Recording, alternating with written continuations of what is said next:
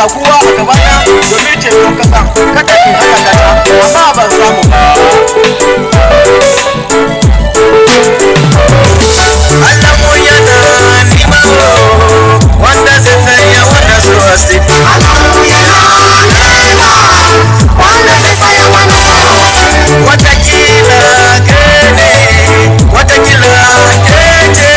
Allah mu yana nima wanda zai tsaya wanda su wasi. Allah mu yana nima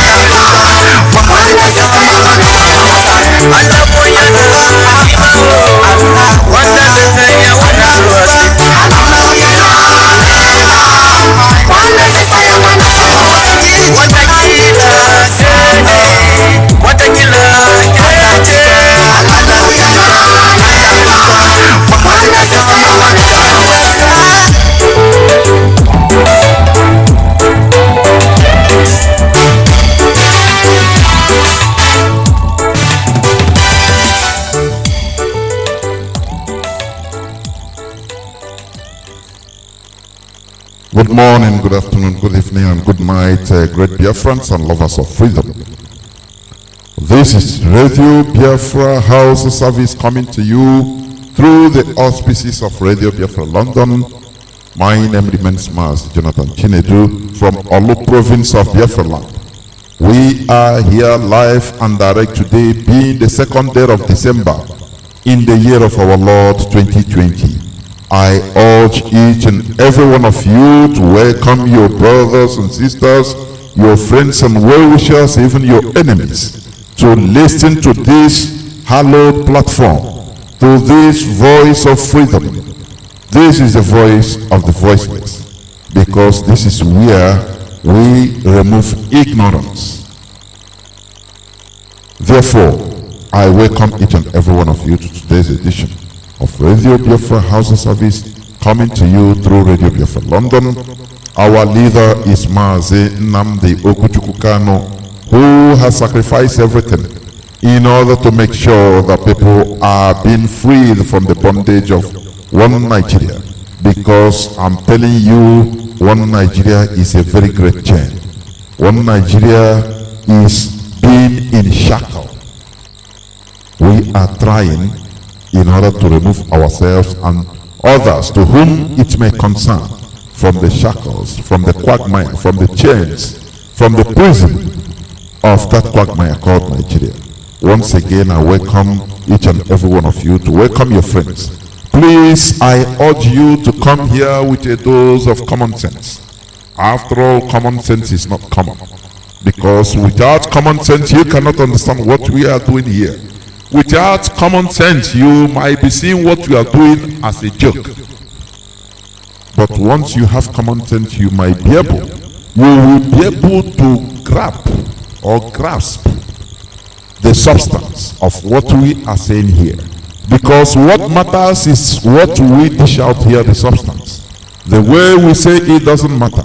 Even if we are not grammatically correct, English wise, I should say, because English language is not our maternal language. It doesn't matter whether we hum it, it doesn't matter whether we shout it, it doesn't matter whether we sing it. What matters is the substance, and that is what you listen to, or what you should listen to. Do not behave like the zoo politicians, or the way the criminals we call politicians in Nigeria have groomed people into taking issues. You will see somebody will come out and speak the truth. Instead of people following what the person is saying, the truth in what he's saying, what the Nigerian government used to do, they'll first of all look at your background. Who is that? Who is his parents?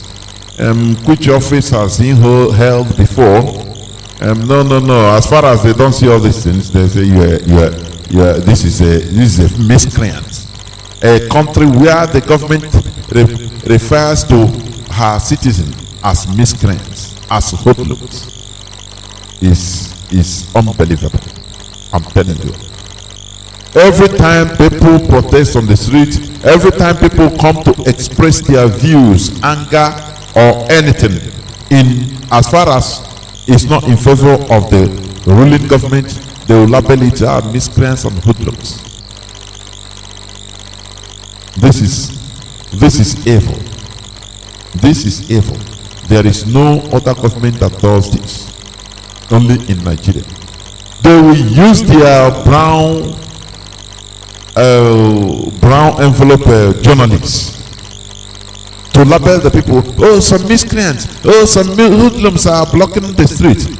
But they will not tell you that even last few days in France they had demonstrations and protests against the law that is almost signed by the president Macron concerning banning the direct photographing and publishing of the face or the faces of the police on duty. It brought out outrage. Do you understand that? And people came out on the street, and many cars were burnt by the citizens protesting. No, Nigerian government, Nigerian journalists, they will not show you all those things. This thing happened, I think, last few days, or 3 or 4 days back. But the people in Nigeria will not know this. They don't show them. People came out in the streets and burn cars. Because there is no other way citizens can take out their frustration without damaging it. If you don't want them to do that, don't engage in something that will provoke them. Because that you see people, protesting, even burning cars, and no person was shot, even with tear gas. They say it is the right of the citizens. And I think the president has to turn around on the law which he want to sign. I mean, the bill which he want to sign into law. Because there was the police brutality against one man, black man, I think a DJ. He was their brutality, just beating with the hand. Though police were beating him, not shooting or using gun butts to shoot him, to stab him. No. Ordinary hand, just ordinary. When you see what they call beating in Nigeria wise, it is just petting. They just scratch you, petting you, robbing you by the police. But they say it's police brutality, and the thing went viral, and people came out to demonstrate. Do you understand that? They didn't label their citizens as hoodlums, miscreants on the street, kill them, miscreants. No, it is only in Nigeria that, because I don't know, because they have people excess in Nigeria. So a black man have never mastered the art of controlling this kind of population. That is one of the reasons we want to make it easier for everybody, because 200 million is too much to be in one country for black people to control. You people should listen and reason in what we dish out from here, because many of you are biased. Only even to listen they will not, because they have heard where they say, no, this Radio Biafra is Ipob, they insult people, they do this, they do that, they shout on people. No, what we dish out here is the truth without mincing words. You know what? They want you to continue in ignorance. That is the way the system, the Nigerian quagmire, can manage you when you are ignorant. As this man Guru says, Sadhguru, people do that because they don't understand the pain of ignorance. The pain. Ignorance is painful, but people don't understand it. Ignorance is highly painful. There is a very big pain in ignorance, but people fail to understand that. Therefore, we are here in order to remove you from ignorance by making you enlightened, by telling you the truth, because you shall know the truth and the truth shall set you free. You can never know the truth without hearing it. Forget about the shenanigans that are going around. The truth is what will set you free. Nothing but the truth. Therefore, I welcome once again each and every one of you hearing my voice, either through FM, satellite, or any internet enabled devices. You can download IPOB Community Radio in order to listen to what we are saying. Before I continue, I must hand over everything to Chukwu Okike Abiyama, the God of our ancestors, the energy that created everything and nothing created it. I am what I am. That is what he is being called. He said, as Moses said, what is your name? He said, tell them I am what I am. He have no description. You cannot describe him as white, black, or huge like a house, or big like mountain, or anything. No. He said, I am what I am. Therefore, anytime you see his action, it's what he is. We must hand over everything into his care. Our Father who dwelleth in heaven, in the unknown place of the system, which we even don't understand. But you are omnipresent, omnipresent, omniscient, and you know everything. Omnipotent. We have gathered once again unto your presence in order to dispense the truth without mincing words. Therefore, I present this hallowed platform into your care, because you are at the steering wheel of this platform. Behold our leader Mazi. You called him in order to liberate the people. Therefore, be with him, guide him in everything he is doing, that nothing, no word of discouragement will ever hear him down. Never. Because you are with him.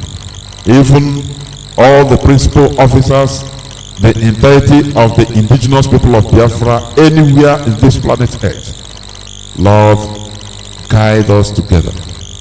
Lord, and as you are uniting us together through this hallowed platform, we thank thee, O Lord, the God of our ancestors. You promise of bringing us together so that we shall make sure that this nation, that your kingdom, the kingdom of heaven, is being restored in this planet Earth. That is why the Europeans are afraid, because they know that the coming of Biafra will make way for the enlightenment of black race. That the restoration of Biafra will bring new thing or new face to the black race, because we are your people. Lord, many of us have knowledge, but we don't have wisdom. We need your wisdom, O Lord God Almighty.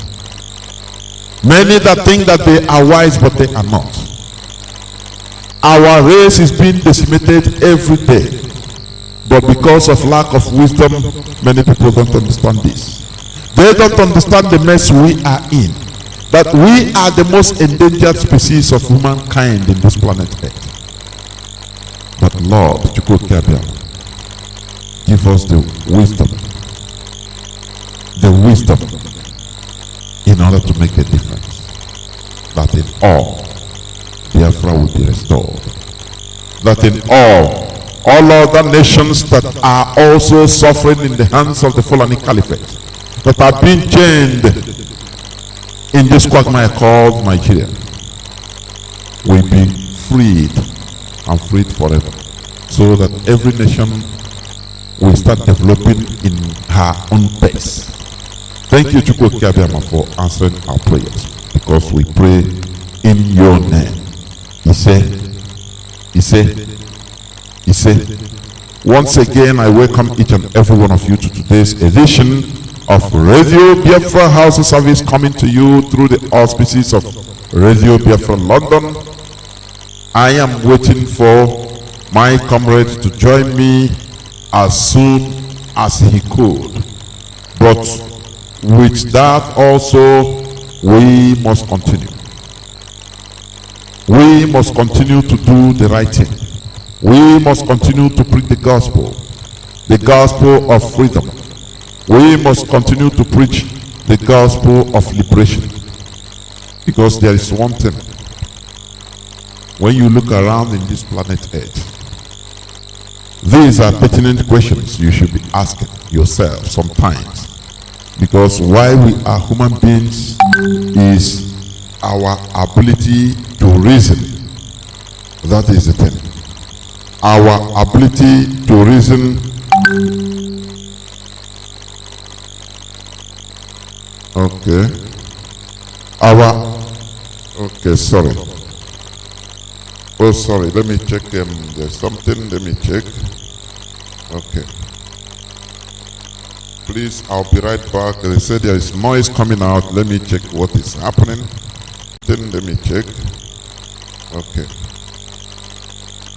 Please, I'll be right back. They said there is noise coming out. Let me check what is happening.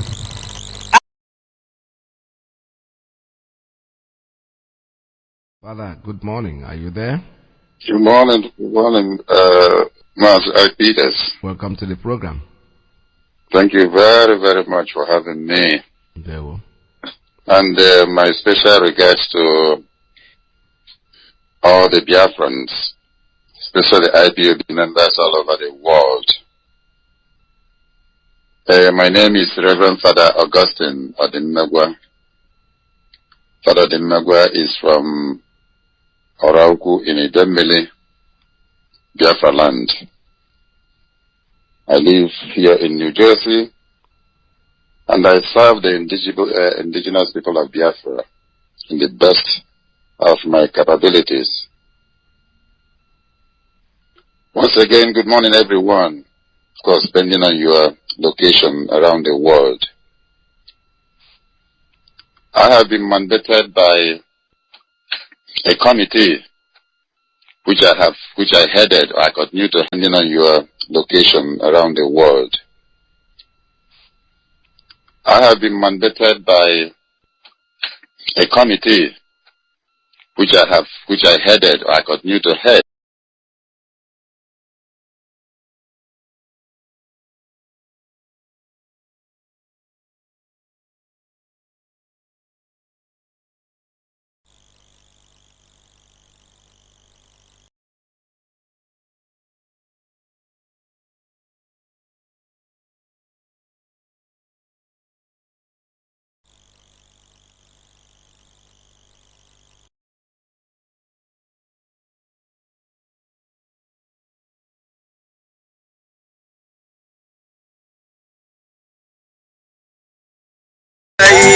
a cikin littafin ishaya sura 60 aya 1 ya ce tashi ki bada haske gama hasken ki ya zo darajar ubangiji kuma ya hau bisa kai an cuce mu masu bi yesu na jiya nasarawa an salauce masu bi yesu na jiya nasarawa menene ya saba masu bi ya zama shugaba a cikin littafin Nehemiya sura 2 aya 17 ya ce sa'annan na ce musu kun ga masifa da muke ciki wurin sharima ta zama kufai kamar yadda kuma sun ci wuta ku zo bari mu gina ganuwan wurin sharima domin kada mu kara zama abin zagi haka nan ne ma ina ce ma masu bi na jihar Nasarawa da cewa ku zo mu gina ganuwa masu bi a jihar Nasarawa domin kada mu zama abin zargi Allah ya aike ni gare ku cewa wa zai tsaya tsakanin domin mu gudanar da wannan aiki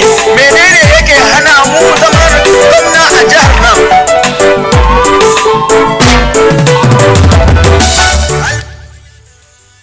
Welcome back. This is Radio Biafra House of Service, coming to you through the auspices of Radio Biafra London. Please, I need confirmation that there is no more noise. I think I've regulated it, but I still need confirmation about the output, that there is no more noise coming out. Please, I need confirmation. I need confirmation right now before I continue, because I want the output to be as clear as it should. Sorry. Therefore, we must continue. I think it's okay. We must continue.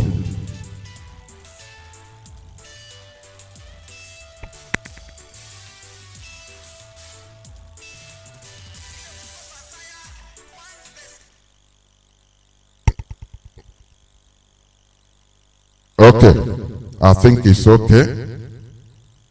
There was music playing at the background, but I've stopped it. It's okay. We must continue. This is Radio Biafra House of Service, coming to you through the auspices of Radio Biafra London.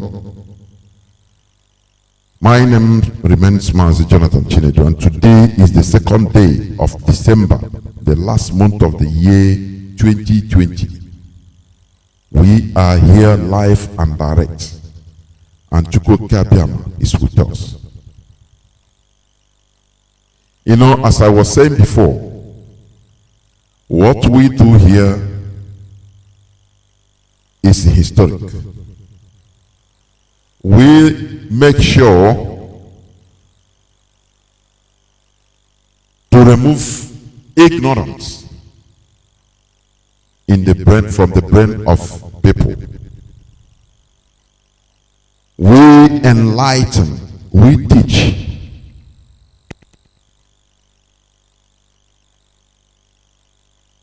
We enlighten, we make sure that people understand the truth, because you shall know the truth and the truth shall set you free. You know, you know why black race is going down here? Because the politicians, because their politicians lie to them. To the extent they polish lies and present it to them to look like truth. And the people don't have the audacity in order to challenge lies. Do you understand? You know, in Europe, people are enlightened. That is why when their government comes to speak and they found out that it is lie, you know, European governments can tell lies about foreign countries to them, to their citizens. But there is one thing their citizens never condone, because, you know, the lies about other foreign countries or foreign nations by European countries or European governments, the people, they don't care, because they don't know, maybe they don't know much, and it doesn't affect them.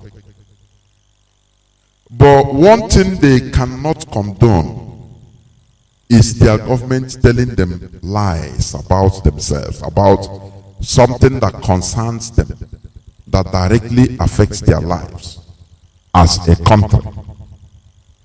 You see, that is why you see they will rise up to challenge the status quo, to challenge it. And that is why they are progressing.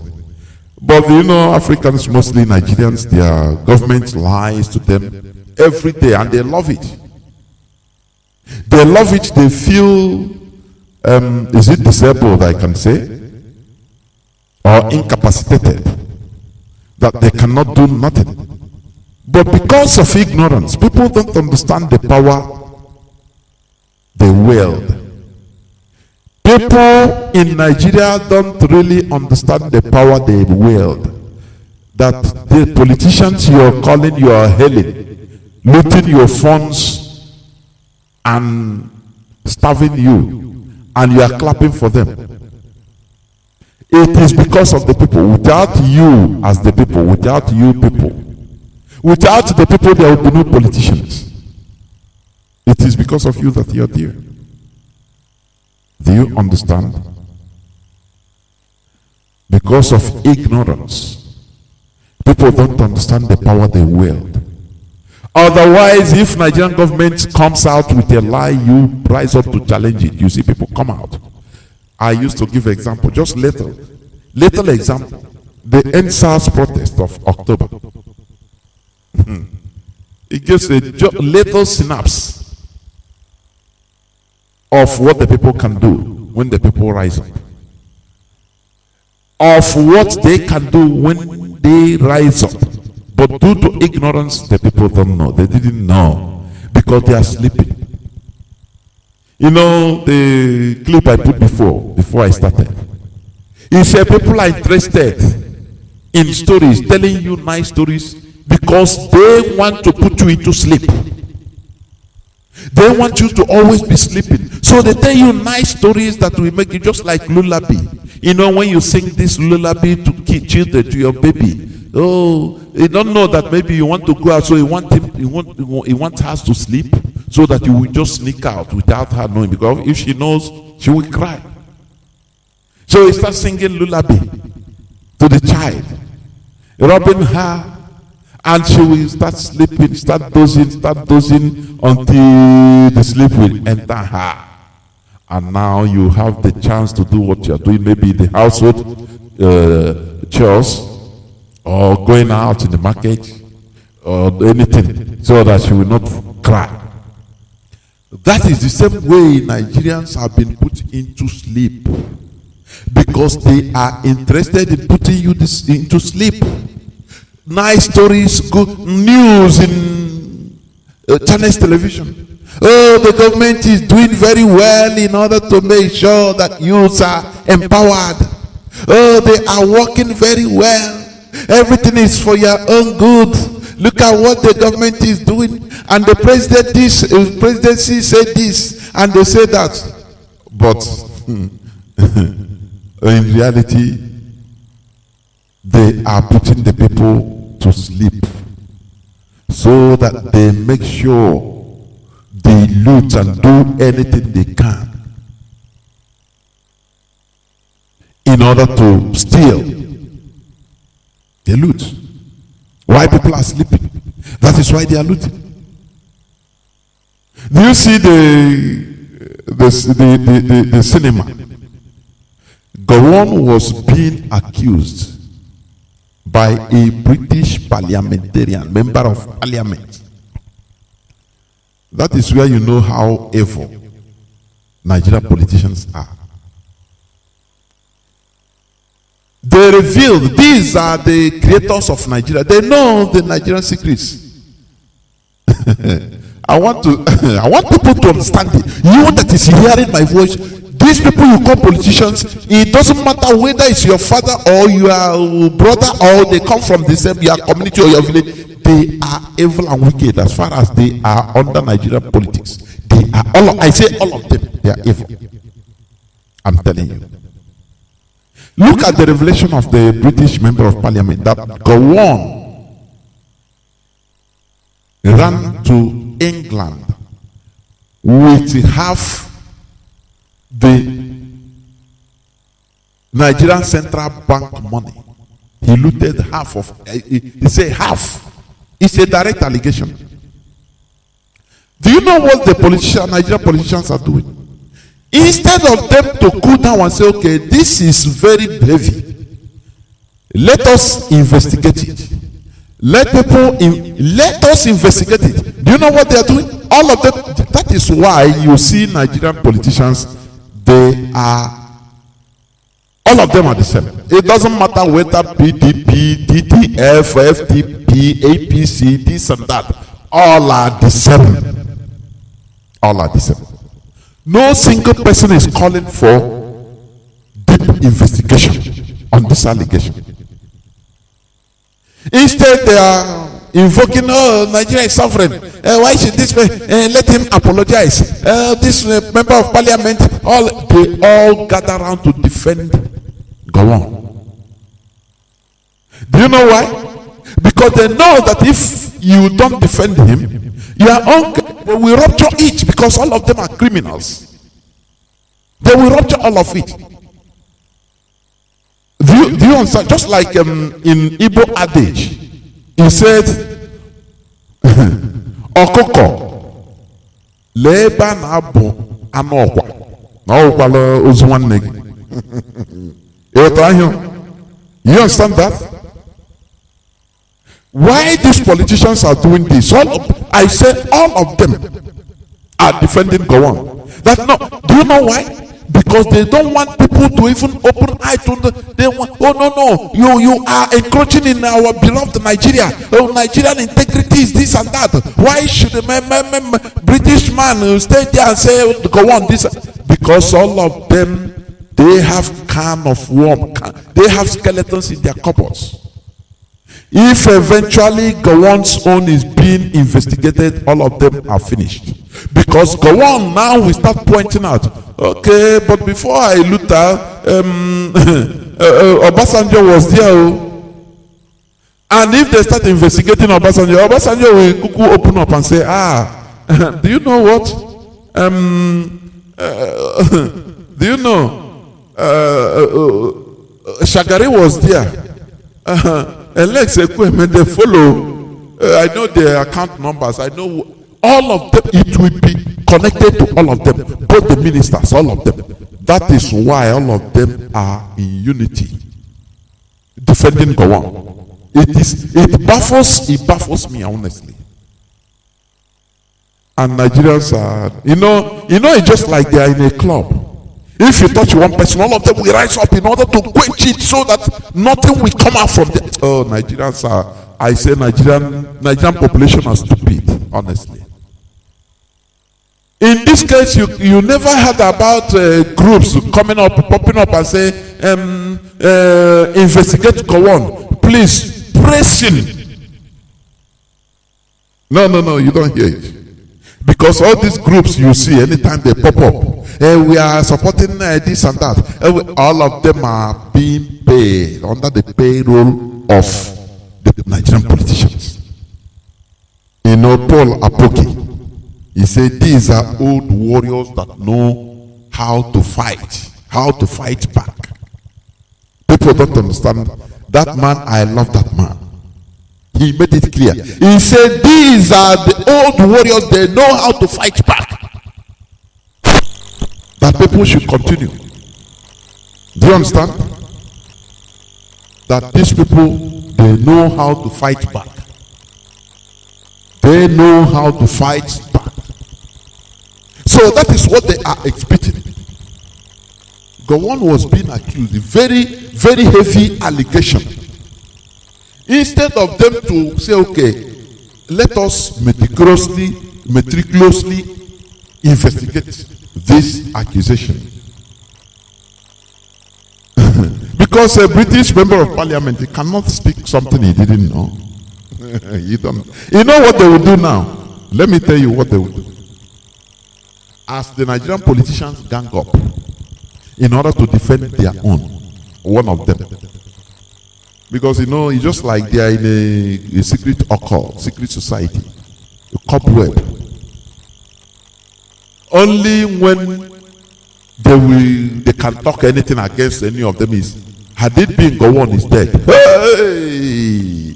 Now you start seeing, okay, if that's the case, we found out that Gowon had an operated account into, had it been Gowon is dead.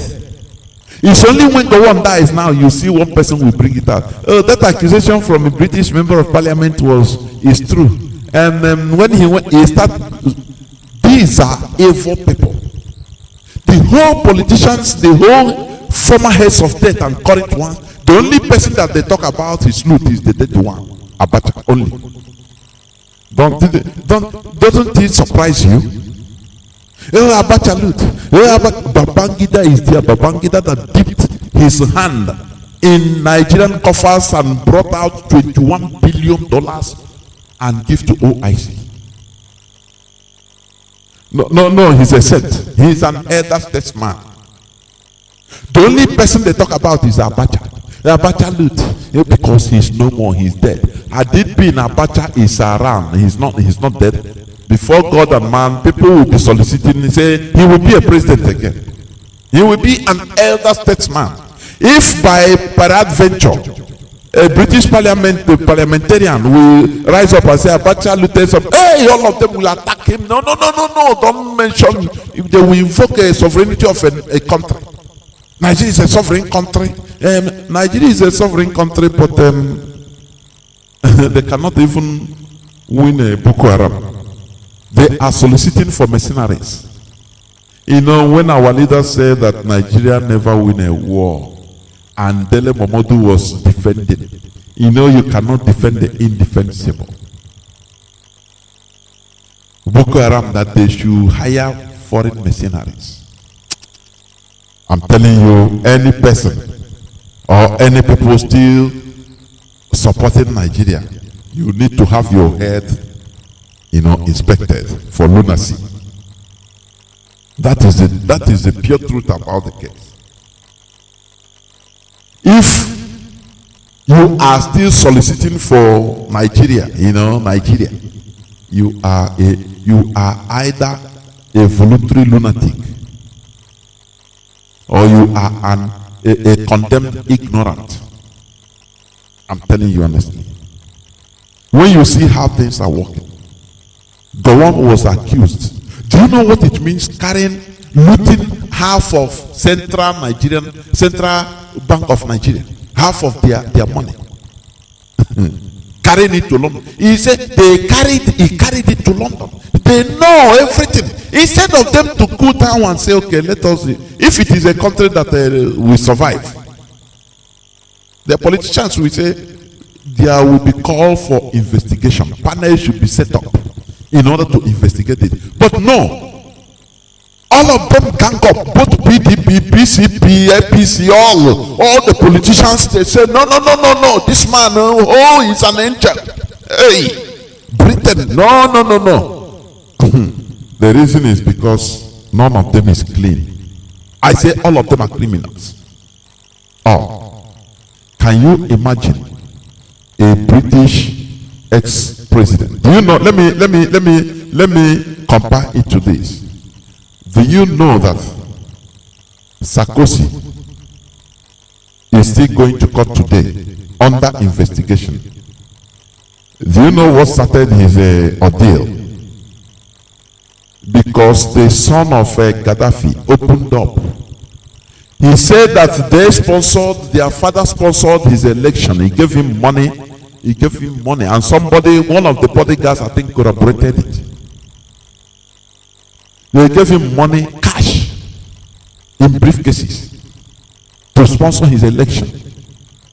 I think whether 2005 or 2007 or thereabout, I don't know. That is why France politicians didn't say no. He's a foreign. No. That time he was an ex-president. The son opened up from Libya. Not even a person in the government. He said, we sponsored you when you were doing campaign election. French politicians didn't gang up and say, no, don't put mouth in our sovereign nation. France is a sovereign nation. You are in Libya, we are in so this and that. Why you apologize? No. They say, this thing cannot be. No. This kind of accusation cannot be swept under the carpet through one way or the other. Sarkozy said these people, they are talking crazy. This is rubbish. Just the same way Gowon said that this is rubbish. But do you see people that reasons like human being? Do you know this is the reason why you want to go to France, crossing Sahara Desert, dying in the Mediterranean? Because the people, they reason like human beings. And they set up, that time, the man, the President Sarkozy tried to disqualify say this is rubbish. But they said no, in France, they said no, this kind of thing. We cannot just sweep it off, because there will be no smoke without fire. Do you understand? And they set up investigation. They set up panel of investigation. And when they were doing that, now Sarkozy tried to bribe a judge in order to close the case. That is where now the case come up where they say, okay, we understand.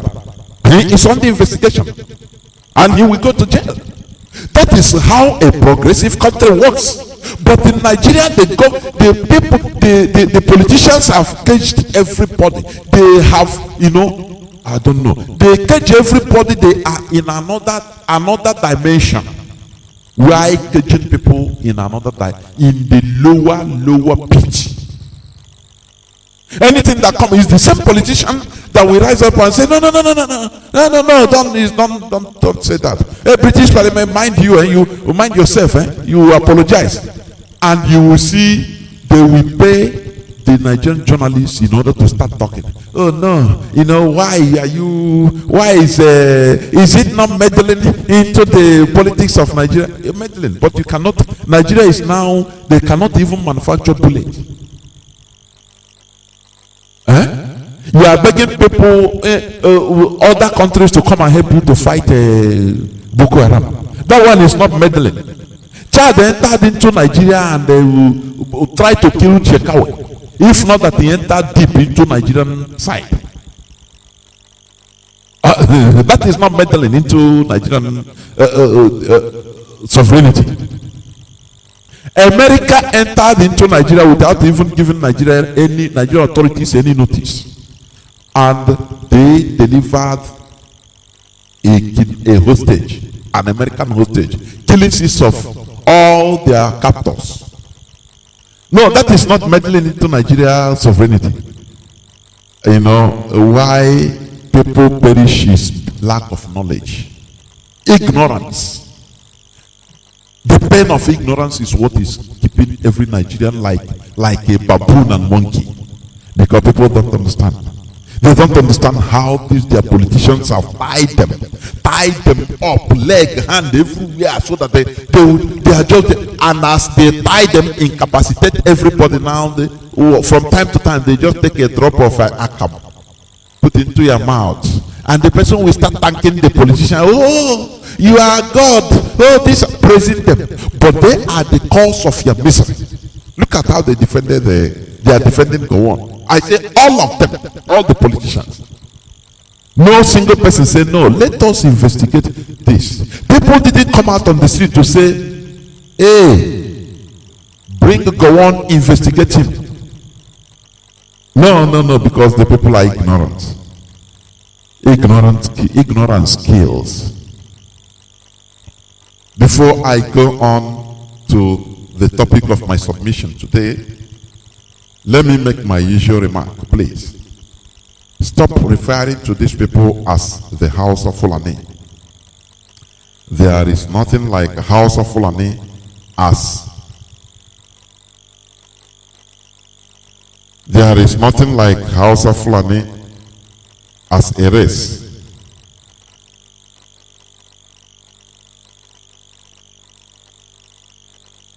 There is nothing like Hausa Fulani as a race. What we have are Hausa and Fulani as two different tribes or ethnicities or nationalities or races, depending on how you call it. Why they bring this name Hausa Fulani is to make sure to deceive, to achieve the goal they are achieving today, the Fulanization of everybody. Listen, the Fulani brought jihadism into West Africa through Mauritania, Senegal, Guinea, and the Hausa land. Understand this. Anywhere they go, they leave a very bloody mark. The Fulani. The Fulani, they never build any civilization. The Hausas did. The Fulani, they invade civilizations and destroy it, only for them to conquer, to subjugate. The Hausa, they had a very vibrant civilization. In the then Hausa land, Kanem Borno Empire, part of Songhai, which Hausa land was part of Songhai Empire as of before. Now, the Fulani they came to Hausa land, and through ordinary preaching, for you to understand that you can be conquered by ordinary talking. People preaching to you about the kingdom of heaven or kingdom of I don't know where, and you will be there like I don't know Toro. Before you know, your rest will be wiped off. The same thing they did in our land, in Biafra land, in Ipob land, where they use their version of Christianity, turn everybody against each other. What we are fighting is monstrous, honestly. It's highly monstrous. Because, onye na-akwakwana mmadụ na-akwụ onwe ya. Honestly. When I'm talking about this, the conquering of the Hausa, great Hausa race by the Fulani, through ordinary preaching, I never failed to compare it to what is happening in our land. Because you people, you know, the difference with the Christianity now is they say it's peaceful, but what is behind that peacefulness in our land is too deep. It's too deep. Accepting foreign religion, hook, line, and sinker, is something that is you need to sometimes you look at it with two eyes. That is the reason our people, we don't, you know, our people, there are divisions everywhere in our own land. You see in a family, people, wife is against husband, calling husband Satan. Husband is against children, calling children agents of demon. What is the cause? Because of religious teaching that you hear. Because this one you see in a family, wife is attending one church, husband is attending different one, the children are attending another one. 3 different churches in a family. How do you think that he will succeed? How do you think that they will prosper? Because now, this one will go, that the Geo will tell him that the person living in the person nearest to you is the cause of your problem. They cause confusions everywhere in our land. They send their agents. All these pastors, they send their agents to go in the night and dig something, put in front of your house. So that when you come up tomorrow on Sunday, they will tell you, your enemy dig something. Look, in a place like this, there is something. Don't worry, when you take them to that, when they come to your house, they go directly there and start digging. Once they dig, they bring out one thing. And they say it's a charm. Now confusion in the family. Oh, who did this? Maybe you quarrel with your brother or your uncle or your few days or few months back. It's finished. It's him. And who is the winner? Your religious Daddy Geo. He will be sucking everybody dry. What I'm telling you, what we are telling you here is for us to rise up and be wise. Otherwise, what is against us is too much. The same way the Fulanis, they conquer the Hausas, using only religion, preaching. They turn people against each other. And that is the fall of how great Hausa is. They turned against each other. They started fighting against each other. Oh, you are corrupt. Oh, you are not practicing real religion. Oh, my own, Ottoman Fodio's own Islam is the best. Look at it. Say you wash left leg first. Oh, why are you doing this? Why are you allowing, non-Muslims to near your house? You don't chop off their neck. And these are their brothers. They turned each against each other. Ottoman Fodio was watching them, laughing inside him. Say, these are fools. I have captured another set of fools. He never believed it. That he will destroy a whole house race. Do you know how populous they are? That thing gave them the audacity to start venturing. Now, when venturing down and say, if we can capture and destroy Hausa race, which means those going to south and going to middle belt down, they are nothing for us. They are nothing to us. We'll kill all of them. Because now they use the Hausas as vassals. And another thing, the great Arion Akokanfo Afonja. In fact, he heard that there are warriors in northern part in Hausa land called one kind of people they call the Fulani. He said, okay. He invited them. He went to send a message to them that they will come, they should come as far as they can fight. Let them come and help him to remove his brother who is a king, him, so that he will be installed as the king. And the Fulani say, hey, this is what we want. Oh, what we are looking in Sokoto, we see it in Sokoto. I mean, what we are looking in Sokoto, now we see it in our Sokoto. They came down using the Hausa vassals because they have turned the Hausas into slaves. When Ottoman Danfodio killed, not him killed even, when the Hausas killed their king, their main king, Yunfa, the Shehu of Kobe. Now they were jumping up. Some of them say, okay, now we have killed our enemy. No, he is not a good Muslim. Yes. Ottoman Danfodio, you are the sheikh. Now please make me king. Pray, make me crown me the king. You know what? Ottoman Danfodio say, okay, I will crown you king. He throw his knife and chop off their heads. Say, look at. Do you think I came here to to really make you uncorrupt or make you sanitize your country? I came to conquer you. Come on. Before Hausa and all of them become slaves, and they received a message from another betrayer in Yoruba land, Afonja, the Ariwa Makokamfe. That is the field marshal, the leader, the ultimate war leader as of that time, because he wants to be the king. He brought foreigners, invited foreigners to help him kill his own kit and kin. Oh, people, you know, if we are saying all these things, you don't know how deep these things are. And this is what is happening in our land today. Even all these fallen angels in Ipob, that is what they are doing.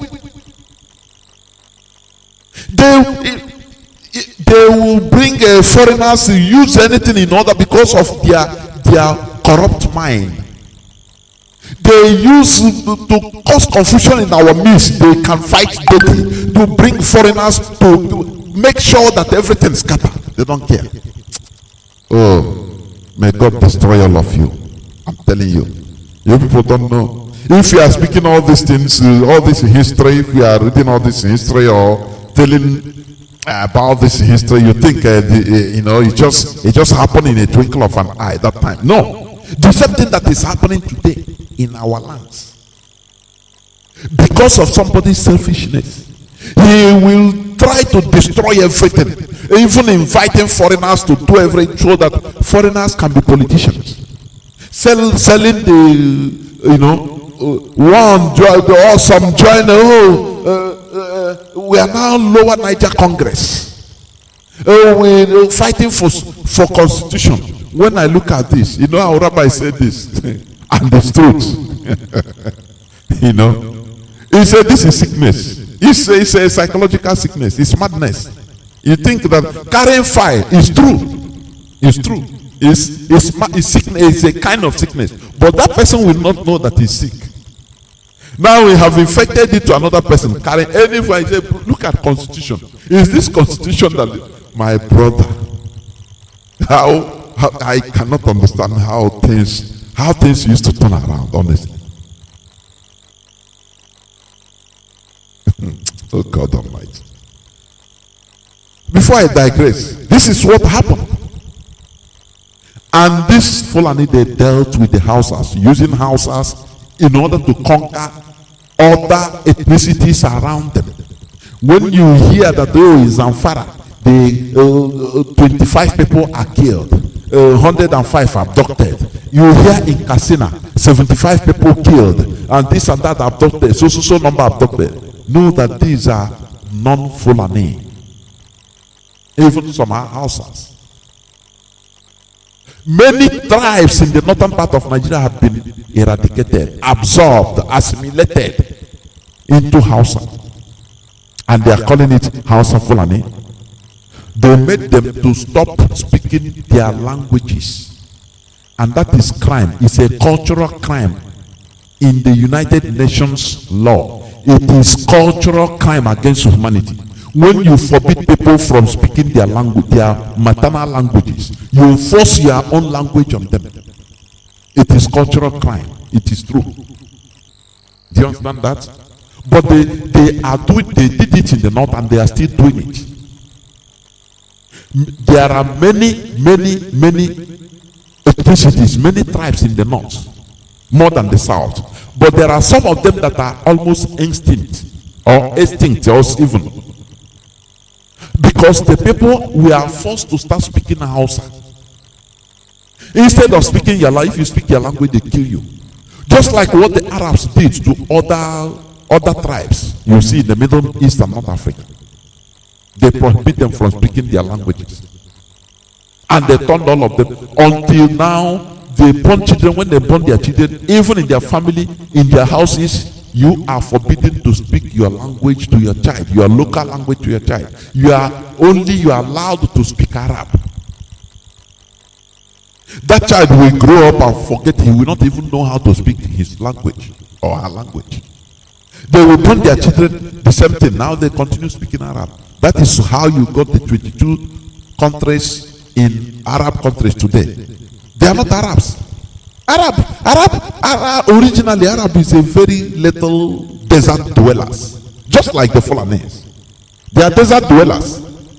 They were desert dwellers, very little. Sometimes when the nation, they act like mercenaries. When one kingdom will have problem or the other attack, they can go and hire them, hire the Arabs. Even sometimes Israel, they hire the Arabs during the time of the Bible. If you read other contemporary histories, you will see it there. They hire them and they go and fight. They give them, they carry the loot, they pay them, and they go back to their desert. But right from the time of Muhammad in 1632 AD, that is when Arab now started fighting for concrete expansion till today. So when you see people, Moroccans calling themselves Arab, they were not Arabs. Many Yemen, they were not Arabs. They have different tribes. The same way the Fulani is doing in the northern, rampaging in the northern part of Nigeria today, assimilating every other ethnicity into speaking Hausa. Do you see that? Even my co-presenter, they speak Hausa fluently. Who is an Egoma? They speak Hausa fluently. They are forced into speaking Hausa. Even to the middle belt. Many in the core north, many other tribes in the core north have been absorbed or assimilated, and they can be prohibited into speaking their own natural languages. And today they are speaking Hausa and they see themselves as Hausa Fulani. That is how conquering does. Let me tell you, there is another thing. If you are powerful, there are many things involved. You must commit atrocity in one time or the other. The fact that Fulanese are committing atrocities, it shows that they are powerful. Listen, this is a warning. In this our generation, we are seeing it. That is why we are resisting them. Because if we allow this trend to continue, they are powerful politically, physically. Before you know, in the next 50 years, 70 years, they will absorb, everywhere will be speaking Hausa, and they will be calling them Hausa Fulani. Nigeria, oh, Nigeria is a Hausa Fulani country. That time they will start making, progress as one, they call themselves nation. They will forget that at a time there were people that were speaking different languages. I don't know whether you understand me. It happened in the Arab world. Do you understand that? Even in the Americas. Do you know that in some part of the Americas, even in the United States, some local indigenous population have forgotten their languages? They now speak English. Things happen. But let us, do not allow yourself to be used in the negative way as a slave or as a weak person or weak people. Try to do it to other. Impose. Refuse to be imposed. That is it. But what Fulani are doing today, if we allow it unchallenged, in the next 100 years, you will see that Nigeria will be just from Even you see that now everything will be homogeneous society of people speaking Hausa and Fulani. You call them, that is what they want to create. A country of Hausa Fulani. In the next 100 years, you forget that there are people that speak Yoruba. There are people that speak Ipob. Maybe if you have remnants, it's just little. But now it's a House of Fulani enclave. And God will never allow it, and we shall never allow it. That is why we are doing what we are doing. So please, stop calling them House of Fulani. It is a farce. It is a life on the pit of hell.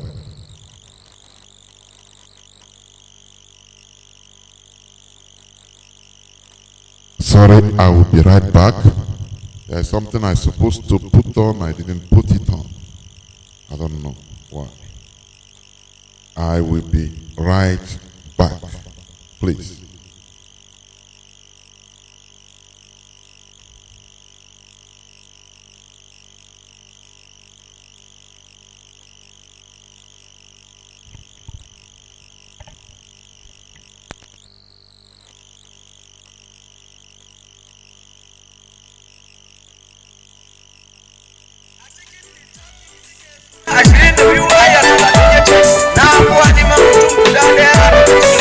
wanda zai tsaya jar tagaruwa shi tsaya a wurin tsakuwa a gabana domin ceton kasan kada in haka gata amma ban samu ba.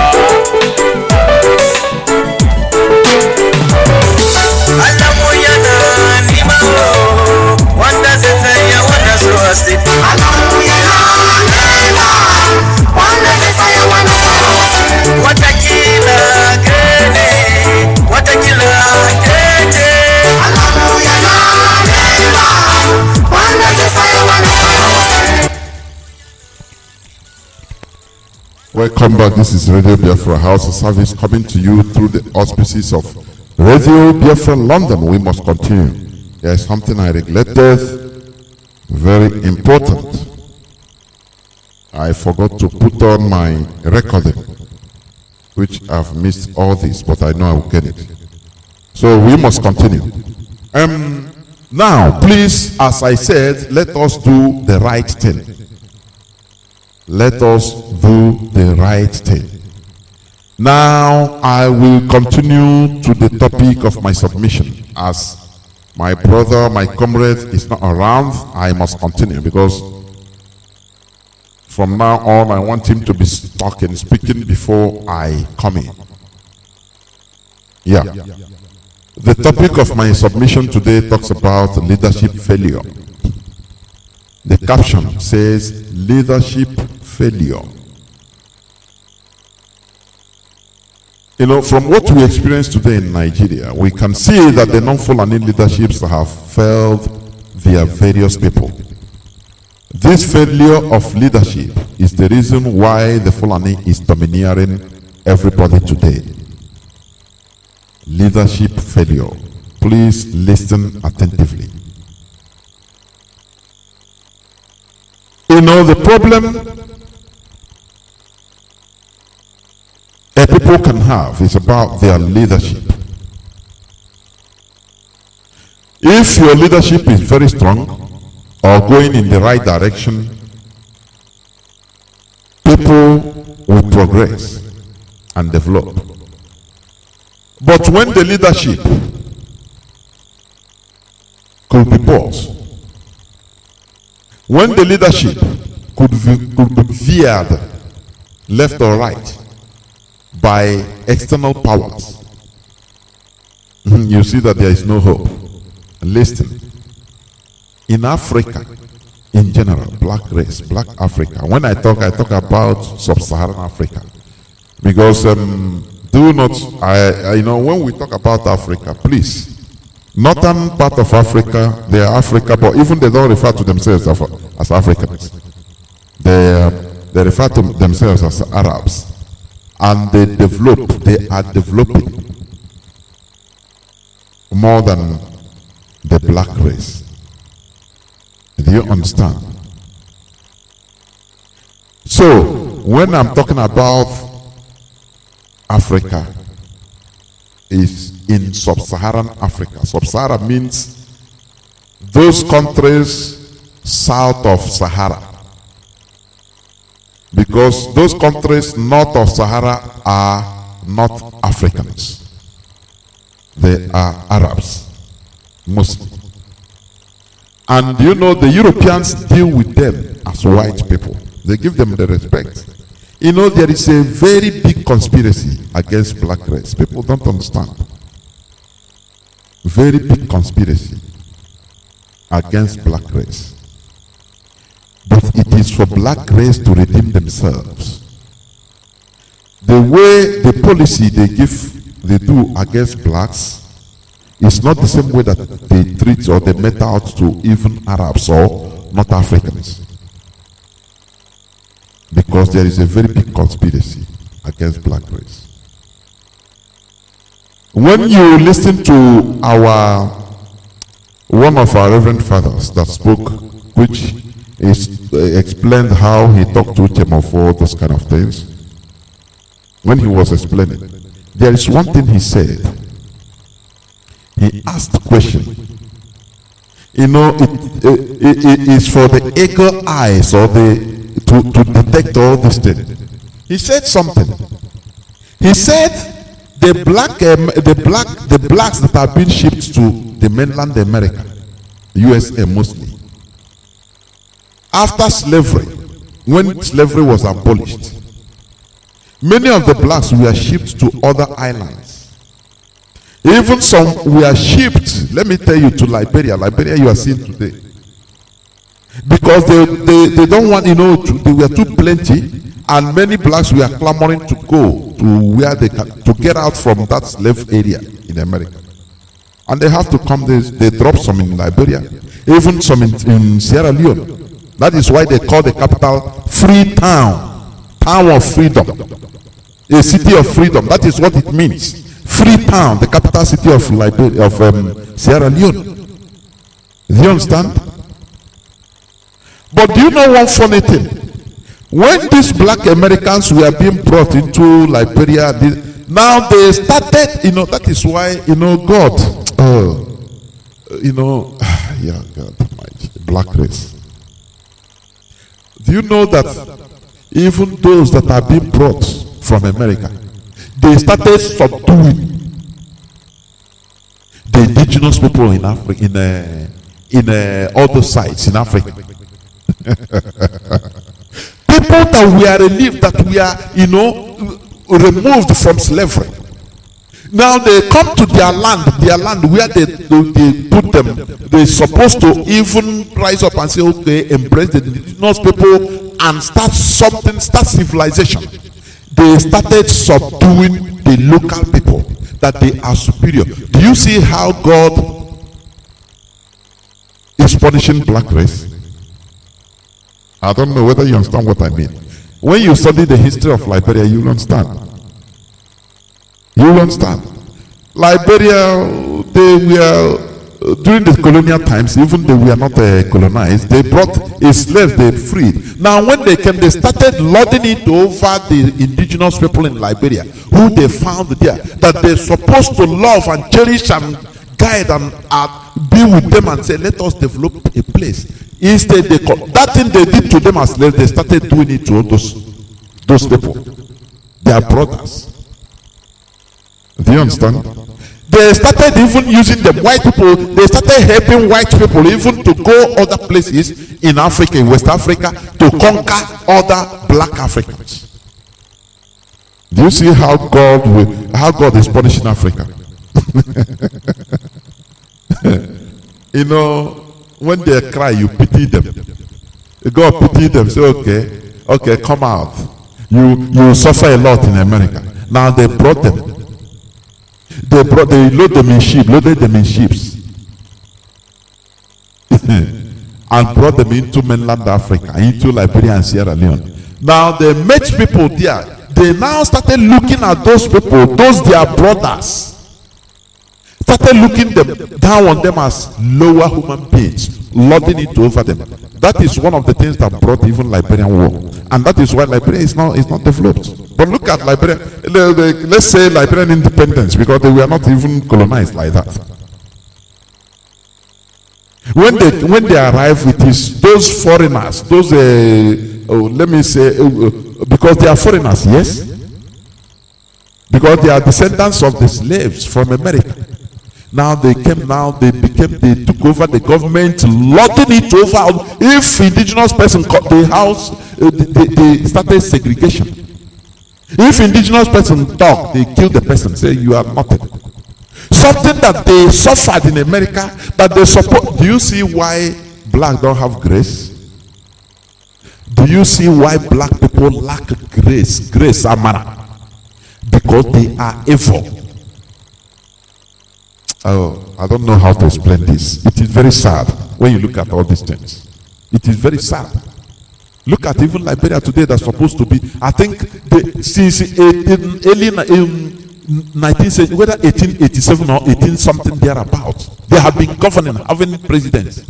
But they run government of discrimination against the local people. And they are blacks, so. And they are blacks. People that cried, oh, cry, and God, through white people, even saved them. Say, okay, bring. Instead of them to join hands and say, okay, oh, we are brothers, please. If these people were not educated Western wise, they combined together to build the civilization. No.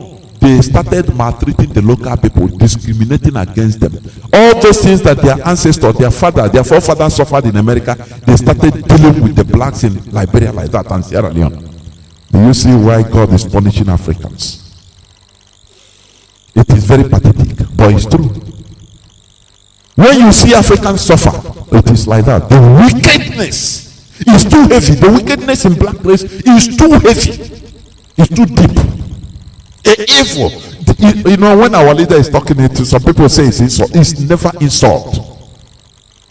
I say if the white people they are good. If I'm the white people, do you know what I will do, Africa? I will block anything car or modern equipments from entering Africa. Aeroplane will not enter there, so that they will suffer to start manufacturing all these things from grassroots.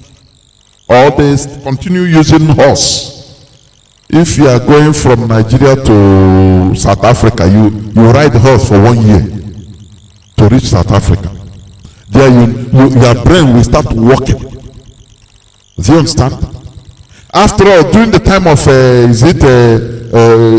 Mansa Musa, the president, the former this Malian king of Mali, emir of king of Mali as of that time, I think in the 14th 15th century, Mali was full of gold. The foolishness of black people never started today. I'm digressing, but I have to say this. The foolishness of black people. That is why they don't have grace. That is why everybody is suffering. We need to expose all these things so that people will start understanding why and start taking corrections. Do you understand? The Mansa Musa, that time Mali was rich in gold. That the highest concentration of gold discovered that time was in Mali. This king, if he was going to Mecca, because they go to Mecca that time by road, by donkey and by horse, he carried thousands of slaves, entourage, hundreds of thousands of entourage with the horses, thousands, loaded with gold, for you to know that it is not today that Africans are foolish. Do you understand that? Africans have been foolish for a long time. Long time. We need to say the truth. So that this generation, we need to change. Because what is happening to us is not something that is, it shouldn't. But there is a cause, or there are causes to it. That is why we are exposing it, so that we change our ways. The man will carry gold from Mali, we enter the next country, and he started distributing. Even they say when he passed through Egypt, he distributed gold until even the economy of Egypt fell down. Their money, everything scattered because of the, at that time they used coins. They measure everything in gold. This Malian emperor, he distributed gold in Egypt that everybody, he dashed gold on the streets. As people came to cheer him, he started dashing gold everywhere. His entourage, I say hundreds of thousands of entourage, hundreds of thousands of horses and camels and donkeys carrying gold. They dash it, collapsing economies as it passed, because now gold that we are being looked up, because that was their legal tender. That's the money. That time gold, they measure everything on gold. Their money become rubbish because gold was everywhere in Egypt. Instead of using it to finance expeditions as the Europeans were doing during their own time, to finance what was, people to go and discover other countries, people to build things. No, selfishness. This is a digression, is not what I want to say today, but I have to say it. It's about the leadership failure. That time, do you know, the Europeans were, discovering, building steamships, and they were paying for it. And they were sending people across the world through ship in order to discover, both criminals and good people, to go and discover things, to go and see whether other countries are existing in this world, other lands.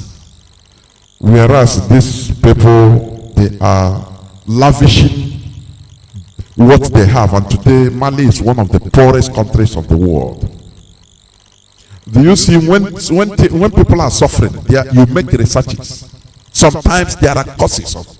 When I say black race, there is something terribly wrong. Honestly, I don't know. Some people, they say, according to biblical history, they are children of Ham, because he saw his father's nakedness and he couldn't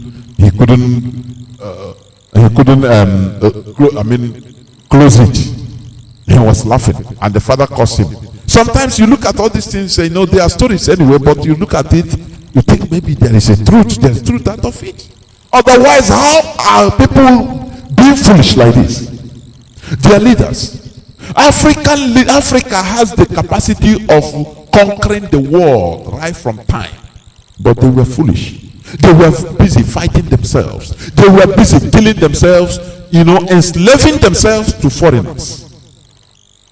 Whereas the white people are busy even using their criminals, using their people that are supposed to be causing problems in Europe. Europeans that are killers, murderers. They're sending themselves, instead, you people should go outside and check.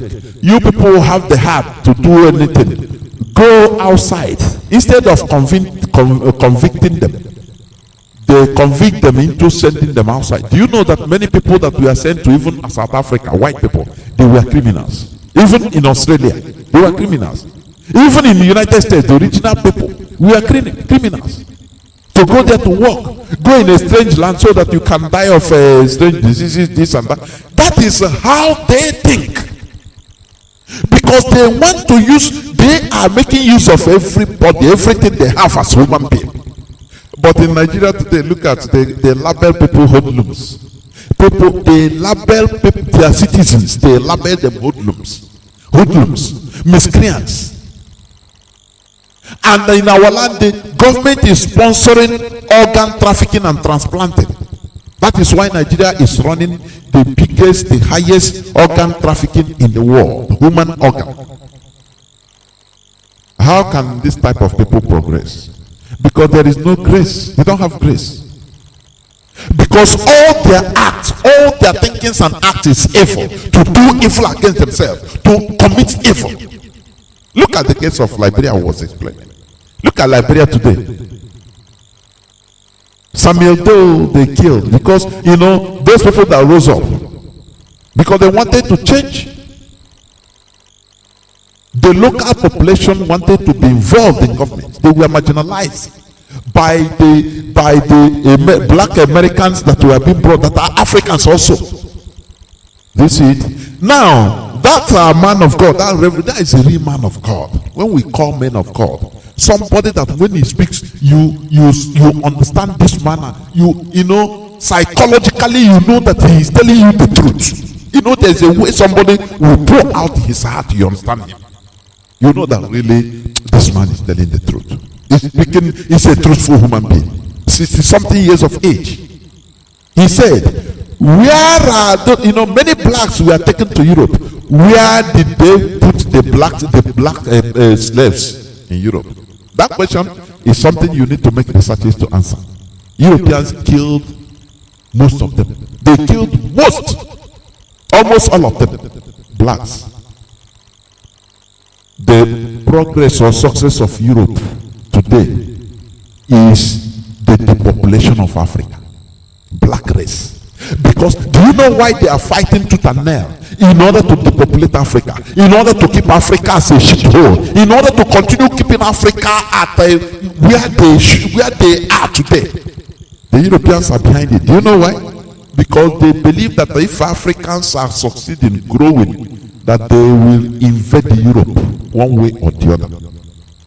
That is their fear. That is why they continue keeping Africa as a shithole. They continue helping Africa to be a shithole. They continue helping African politicians, turning them into stooges and making them to behave the way they are behaving today. Because they know, and so they believe that if Africa rises up tomorrow, if Africa becomes great tomorrow, that Europe, they are not safe. You know, they are the nearest neighbor. That they are not safe. They are afraid that what they did to Africa, that Africans will one day turn around and give it back to them. I'm telling you. Do you know how many blacks in France today? Do you know how many blacks in France? They are increasing.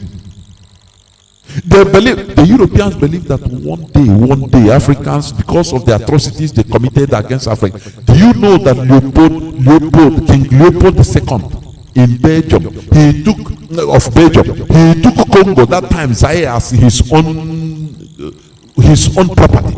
He slaughtered half of the population of Congo, more than 20 million. He killed them. He killed for fun. And these are the people that told you that they are showing you a road to heaven. Introduce Christianity. And you are fighting yourself because of it. Ignorance is a disease, honestly. King Leopold, with his missionaries, they killed for fun. They destroyed half of Congo, the then Zaire population. Do you think that the Europeans, they know what they are doing? That is why they want to always keep Africa perpetually in a poor level, so that you will be as you are fighting for your food to get what you can eat every day. You will not even have time to remember that there are people that do you bad thing. You will not even have time. Now European, anytime you hear, oh, France give aid to this, oh, Britain is giving aid to this and that, to government of Nigeria. Now you know, they want your generations coming to see them as saviors, because they are afraid of what they did to you. What Europeans committed in Africa is something that is despicable. That is why we need to rise up. I am talking about leadership failure. African leaders have failed. It is now time for the people to take back what belongs to them. That is what we preach here. Do you understand? That is what we preach here.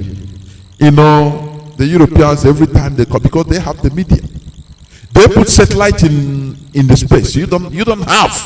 So they control the media. You will see Voice of Africa, this and that, news media. But you see they are broadcasting from where? From France or from New York. But they are voice of Africa. Oh no, my goodness me. Africa should start from the scratch. Human development. I'm telling you. If you don't fight back, you are finished. That is what we are doing here, and they know it. The British, they know it. Do you know that Britain, they see far. Just they are wizards. They see far. They know you more than you know yourself. That is why they put bad leaders everywhere in Africa. In Nigeria, that is why, let Buhari dead. Have you seen where they tell you about that Buhari is dead? No. Instead, they promote that Buhari is this, and because they want that quagmire to continue. But it is for the African people to understand the game plan of the Europeans, because they believe that if Africa is great, that they will be with Europe. I'm telling you. These people, they don't forget history, Europeans. Do you know that the Carthaginians, during the Roman Empire, they fought Rome, even conquered part of Roman Empire. The Carthaginians, Hannibal, you see. Hannibal is Carthage is a present-day Tunisia. They were warriors. And they were black people. Hannibal is a black man. Do you know that? That entered Europe. Until during they fought the first Punic War, second Punic War. I've been there. I went to the museum. I saw all these things.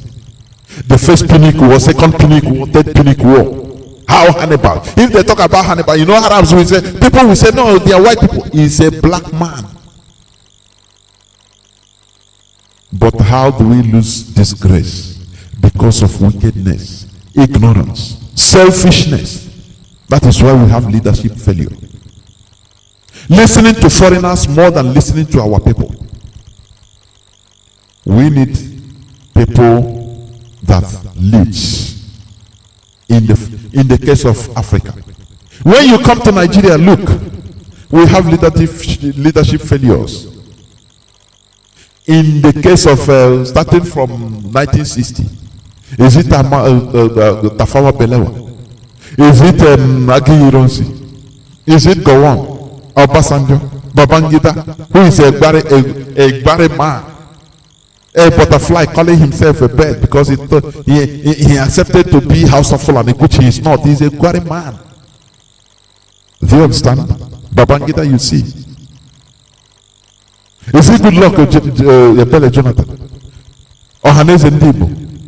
Middle bed leadership and all are all failures. They are all failures. I say all, but not all of them.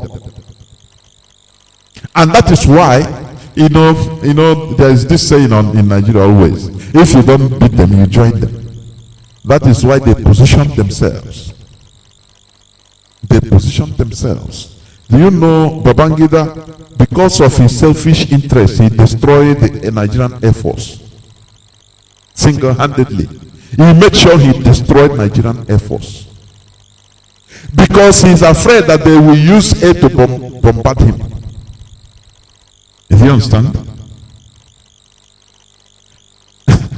People don't understand. The Sambisa forest you are hearing today, he built bunkers there that the terrorists, they gave to terrorists today. Boko Haram control India. Babangida did it. These are selfish individuals, selfish people that call themselves leaders. You know what they did? Any African president, Nigerian president, they know what they did.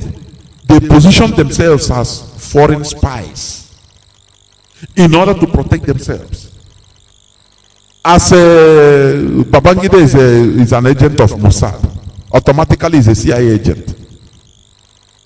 So, in order to protect himself, so that, oh God, so that no person can kill him. Before any plan against him, now the Mossad will reveal to him, because he's their boy, he's their agent. Now, all of them positions themselves in different. Now they tell them, look, the only thing you can do, loot. We must protect you. Loot your country dry, as far as we are also looting as foreigners. And you give us information you need, and we shall protect you. That is what they are doing. They themselves, they recruit others. That is why Babangida has his boys. He tried to experiment. Remember, example, Asari Dokubo. When you hear IBB boys, they groom them, train them for one purpose. In order to make sure that they hold one region, they arm them. That is what happened. These are secrets that many people cannot understand, but it is true. Because when you are a foreign agent as a president of a country, how will that country progress? You are not serving the country. You are serving you are not serving the people. You are serving the country you are an agent, or the international organization you are an agent to. That is what is happening. And that is why Babangida is still there. No person is crying about Babangida loot. Babangida looted and looted and looted. What is Abacha? People don't know. All of them. But they have to protect each other because they are evil. I'm talking about leadership failure. That is why we are doing what we are doing in order to remove ourselves from the grip of foreigners. Remember when Johnathan entered office? I remember vividly he traveled to Jerusalem. He traveled to Israel. And all of a sudden they saw him preaching, praying in the Wailing Wall. They say, oh, he said, no, he come to pray for Nigeria to give him power. No, foul. He wanted to meet the president. Prime Minister of Israel. But they denied him. The Mossad denied him, say you cannot meet the president. Because he needed help. He needed help in order to fight genuinely Boko Haram. You know, he entered there as ignorant, an innocent person. Everybody knows how he entered office, by luck. So he didn't know. He said, okay, I will go and get weapons and destroy this Boko Haram under 1 year. Everything will finish. He didn't know that it is not like that. The world you are seeing is not like that. The red color is different. He went to Israel. To see the prime minister. They blocked him. They say you cannot see the prime minister. Now in order to cover the shame, he came out on the Wailing Wall and they video him. The press video. Oh, he went to Israel to pray as a Christian, as a Jew, as this and that. Oh, yeah. You know what the Mossad told him? They told him. They said, go back. Our leader said it here. Go back. Our leader revealed it here. Go back to Nigeria. Before you allow you access to our leader, just go back to Nigeria. We have our agent there. His name is Ibrahim Batamusi Babangida. And he went to Wailing Wall and prayed, and they published it that he went there to pray. Blah blah blah. The following day came back. He went to Babangida and Babangida laughed. He said, now you know. You don't know, now they tell you. Okay. He said, please, I need help, Babangida, sir. A president calling, sir, I need help, sir. Babangida told him, say, look, before I can even do anything to you or for you, before I can release my contacts, confirm them to help you, listen. First of all, call Dasuki, make him your security advisor, national security advisor. That's the first step. Now when you finish with him, now you come to me, I will help you. Johnathan called Dasuki. Oh, sir, I need your help. I want you to be my security advisor, national security advisor. He laughed. He said, before I can do that, put Lamido Sanusi Lamido. Call him, put him to be the governor of Central Bank of Nigeria. For you to see her, you know, when people say, no, Igbo presidency will do this. Come on, you go there, you jump wall, you are just a figurehead. All these people are, I don't say ignorant, they know. These are selfish Homo sapiens. Only that sheer name of answering the president of Nigeria, but they can't achieve nothing. And he put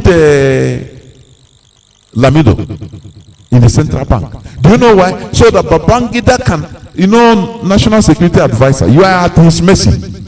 It's just like Minister of Interior. Do you understand? Because he organized the security, everything, you are security. If you do anything, if you fuck up, he kill you. He set you up, they kill you. So you are afraid of him. And he gave you another option, another charge, that before he become your national security advisor, this person must be the governor of the central bank, so that they will have access to finance. Tell me, finance security is finished. That is why when you see a president, he is putting people in ministerial positions, you are shouting. The people, Africans are shouting, Nigerians are shouting. But what this person can, they don't know that they are people appointed secretly. They recommend them, all these people to them. The president, they can't do nothing. They can't refuse it. If you want to shout from now till the kingdom come, they will not change anything. How long have they been shouting? Oh, presidency, change these security chiefs. Do you think that they are there by themselves? They are there they impose them there for a purpose, and that is that purpose they are obtaining. The slaughtering of people. Because the foreign powers want Africa to diminish, depopulate. Europeans, Britain want Africa to depopulate. They found it very, it's a fun to them. For BBC carrying this news, 43 people died.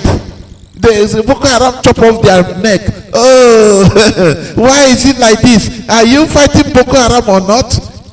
Talking rigmarolling, because that is what they created, and that is how they want you to be. Do you understand? And they are like that. The only solution is for people to be enlightened, adequately enlightened. When majority of the people rise up, the European powers cannot control, they cannot contain the people. Do you remember during the NSAS protest? Do you remember the efforts of Katrina Liang, the British High Commissioner? He came out, she was the person giving them ideas. Do this, don't worry, we'll support you.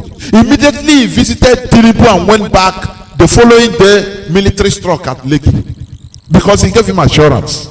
We are behind you, we are the, do not allow this protest to go on. But in their own land, if you kill a cat in London, people will rise up and say, why do you kill this cat? People will protest and they will not kill them.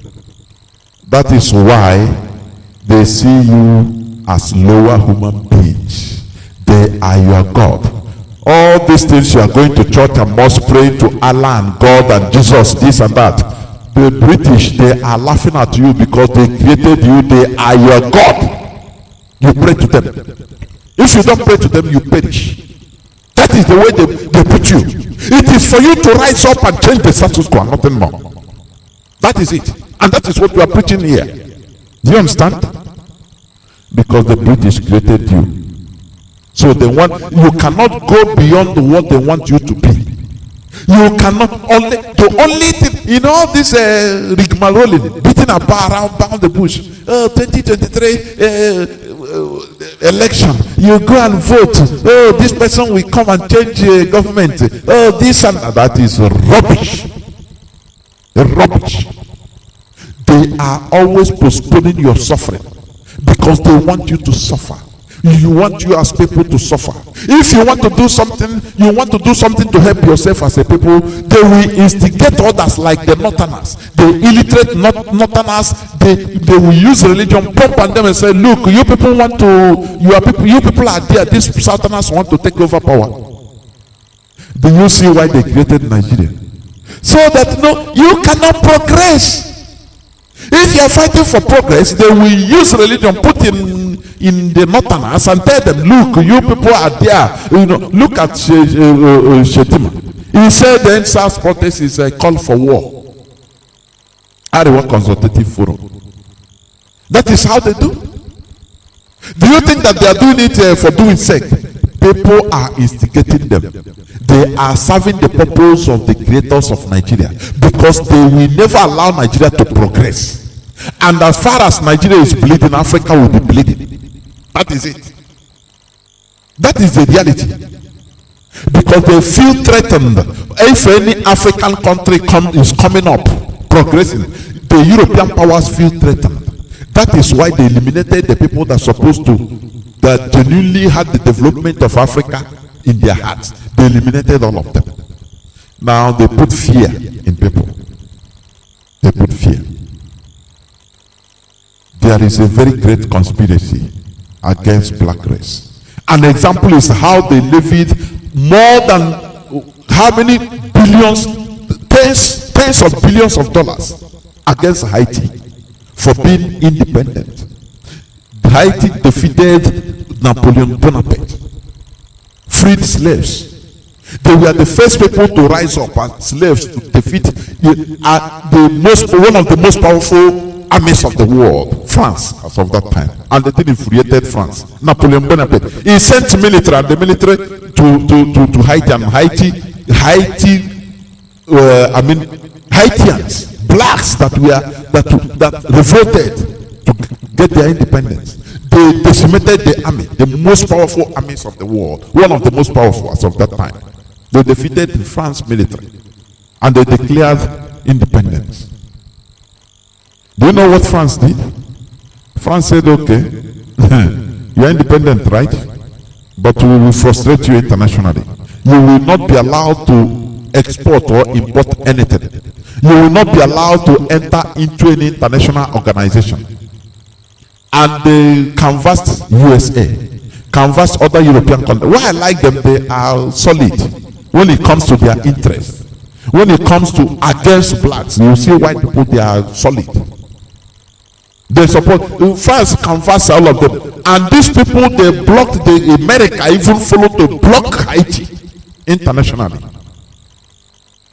They were not allowed to export anything. They blocked in the high seas. They were not allowed to export, neither import anything. Now France said, do you know the solution? You have to pay the price of what the damage you have done as by killing our soldier, and you buy your freedom. Now they impose on them that time all those 19th century, 18 something. They impose, I think, $21 billion that time. Do you know what $21 billion that time mean? It can mean more than $1 trillion now.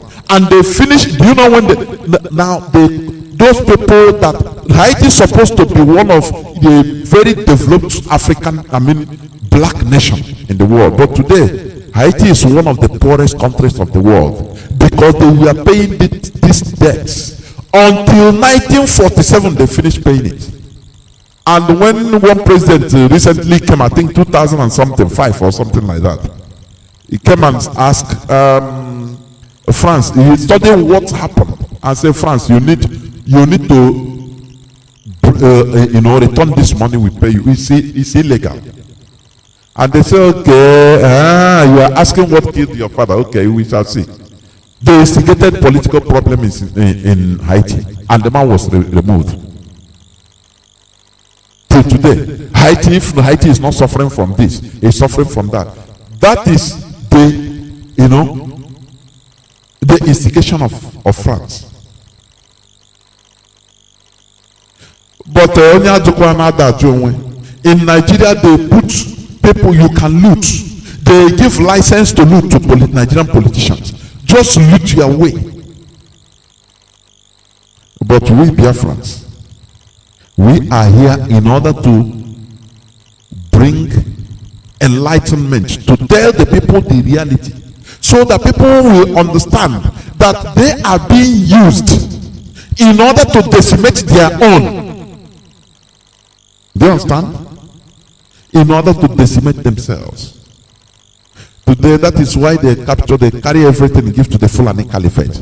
Because they know that with Fulani Caliphate, everybody is on the ground. Everybody run aground, you are under. You can never progress. Because these people, they don't believe in human resources. The Fulani Caliphate, they never believe in human resources. They believe in what the land can bring. That is why even anywhere they go to the land. So that they get the land first. Because in that land, they can dig tomorrow and see crude oil. They can dig tomorrow and see gold. It belongs to them. They don't know that their brain, you can use it to start developing something. That is what we are suffering in Nigeria. I challenge everybody, every non-Fulani, to rise up. Rise up. The Fulani politicians, they institute themselves as agents, foreign agents. The non-Fulani politicians, now they institute themselves, they recruit themselves to be agents of Fulani. The non-Fulani politicians, the Fulani Caliphate recruit them to be their agents. They are the local managers. Whereas the Fulani themselves, they are the real international people. They represent foreign agencies like CIA, Mossad, this and that. All these FSB, is it KGB? That is now, is it FSB? All these foreign, this and that, even German Secret Service, all of them. Whereas they are slaves, the non-Fulani politicians, they are agents of the Fulani. That is why in our land you see, in Biafra land, you see all these politicians. All of them has one Alhaji or the other that is wrestling them. That is who they serve. They are masters. That is why we can travel to Tambuel, and Tambuel instructed him, go and deal with show yourself as a good Nigerian. And he came back and declared IPOB terrorist group in River State. Do you see? These are the leadership. Failure of leadership, that is what I'm talking. And today, they want to bring all this rubbish into IPOB, but never. IPOB is whiter than white and whiter than snow. That is why they will go out. Because one thing I like IPOB, it will vomit you. If your heart is not clean and you are there pretending, one day, it will vomit you, and you make mistake and you come out. That is it. Because we cannot afford to be making all these mistakes. The Nigerian politicians are doing. The Nigerian so-called leaders are doing. No way. You cannot be inside our midst and be a foreign agent. It's impossible. You cannot. You cannot. That is the truth. You must be vomited. Because you must love your people, love what you are doing, love your people with all your hearts. Our leader said Biafra is our religion. Biafra is our religion. And you will see somebody that comes start castigating all this religion of 18. He has his own religion that there is nothing you can talk. There is nothing you can speak that will change his mind about it. And he is defending that religion, whereas we have our religion. Biafra is our religion. That is the main thing. It is above anything you can do, or you are doing, or you call religion. If you never take Biafra as your religion, you are started. You are a joker, honestly. When you go after this thing will tell you this, your shrine man will tell you, no, don't do that Biafra. Otherwise, God will kill you. This, and you agree. Because Biafra is not your religion. But once Biafra is your religion, my brother, before the person tell you, you say, hey, the God of my Biafra I'm worshiping is there. So don't tell me I don't have any other God except the God of Biafra. Finish. So what am I talking today about? Leadership failure. Now, the only people that I can say that have real leadership in Nigeria are the Fulani Caliphate. I'm telling you. Forget there is no way, you know, I could remember when late Buhari went to Olufalaye. Do you know that, have you forgotten that even the headsmen abducted Olufalaye? They kidnapped him. Let me remember, I think let me remember.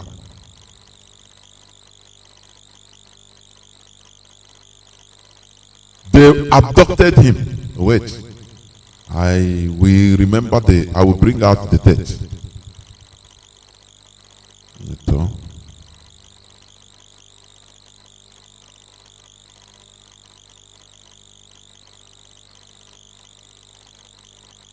I will remember that. I will bring out the date. Okay. Yes.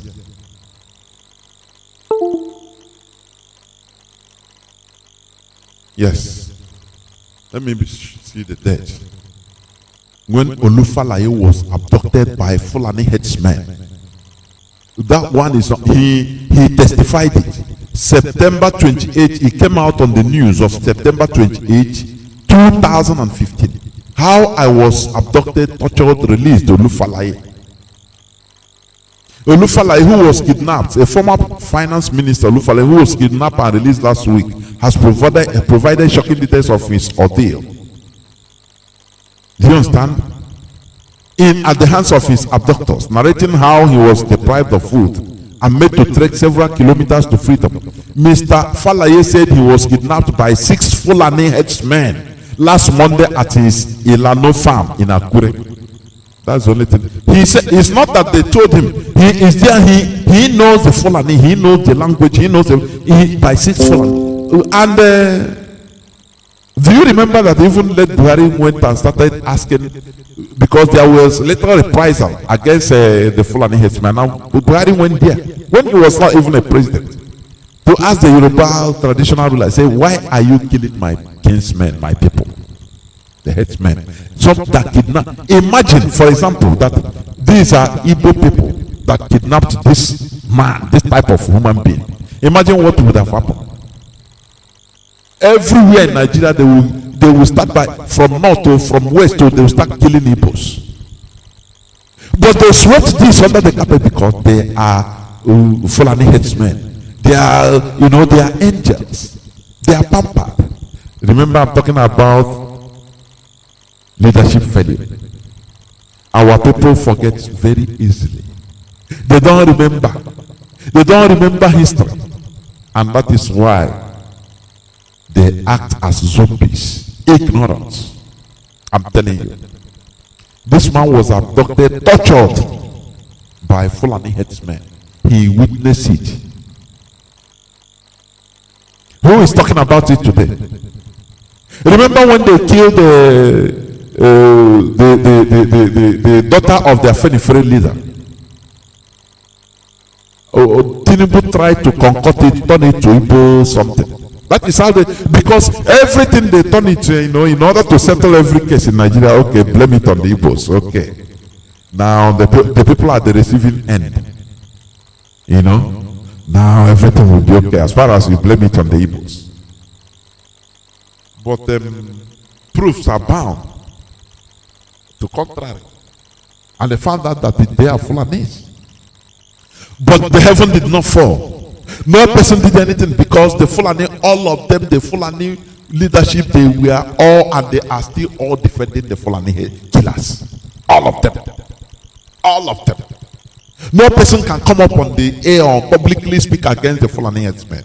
They will defend them and they continue defending them. And that is why they are acting with impunity. Leadership failure. It is only the Fulani that has leadership in Nigeria. And that is why it's paying. It's paying them. Right from time they started with Ahmad Bello and the Tafawa Bello. Northernization agenda for Ahmad Bello. And it paid. It's still paying till today. Little by little, when they talk about northernization, every northerner, Bacham person, Ukwari, all of them, we are jumping up. Oh, it's not, we are not. It's okay, we are defending us. But little by little, they started removing them. Do you see how they remove ticks from animal skin. They started removing them one after the other. Today, what we have is Fulani hegemony on top, because they have the best leadership in Nigeria. They defend their people. A leader is there in order to listen to his people, not listen to any other person. But in our land, in Biafra land, they tell you that after all, Omai told you that he is there to defend the tenets of Nigerian constitution. He is not there to make you as a citizen of Ebony to feel good or to serve you. He is there to serve Nigeria. That is what a so-called politician serving governor said, and there is no outrage because people are ignorant. How low can we fall? This, when they have, they made sure that they instituted selfishness. Not the institution, because, excuse me, let me take a sip of water, please.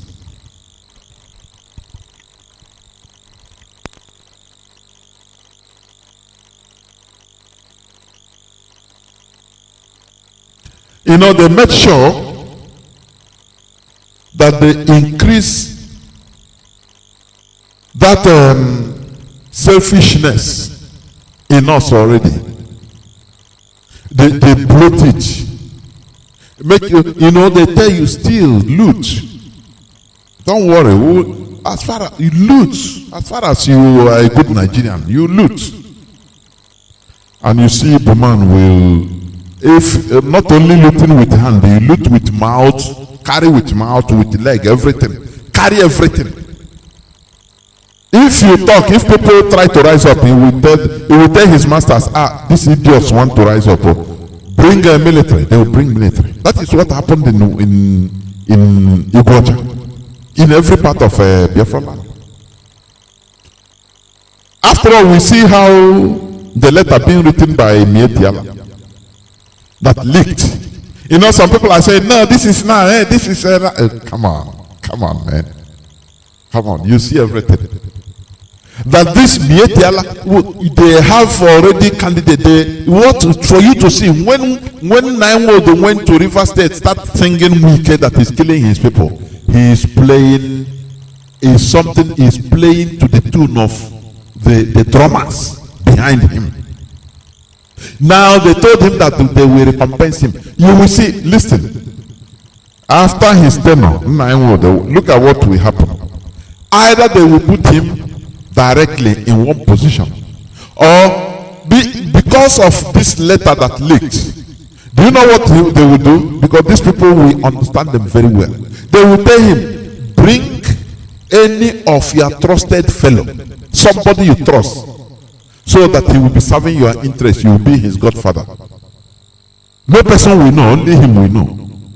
Recommend him, and now we make him a minister, or we make him a cabinet member, or what, so that you'll be chopping. Because they know that if they put in 9 words, everything will confirm that, direct. They will say, okay, no. If we do it now, people will know that really you served us, which is not good for you, and which is not good for the people that will come, that is serving us now. So what we are going to do, select somebody, recommend somebody, and now he will go and pick somebody and go and do blood, oaths with him. Do different oaths with him. Say, I'll be your godfather. Anything I tell you is what you do. He said, guy, they even till another next war, no problem. He will recommend it to the presidency, and they will give him one post or the other. When you hear his name, you don't know that he's in 9 words. You don't know. These people will know them. For you to confirm that there is no leadership in Igbo land. There is none. In Biafra land in general. There is none. It's worse in Igbo land. Where Mietiala is selected. They named one person. Maybe as it's been leaked now, they will tell the person to look. They will tell them to look for another person. Have you forgotten when our leader made this expose? That do you know why they rigged in Hope Uzodinma from 4th to 1st? because he will be in tenure. It is during his tenure that they will change the Ohanese and Igbo. I don't know how many people remember. Our leader said it here in this platform. And today, look at what happened. It's confirmed. So that Hope Uzodinma will bring the person. He will recommend the person that will be from Imo State. That will be the leader for Ohanese and Igbo. Total. That is when this guy. Now will say that if you want to kill before you kill a Fulani man, come and kill me. That person will come and say, if you even look, if Fulani they are destroying farmlands and you watch them, you will be killed. I said you will not. You shout, oh, it's your farmland. You say you even watch them rise up. Once you see them destroying, just go your way. If you watch it, look at what will happen now. We have complete leadership disaster in our land. Leadership disaster. Leadership failure.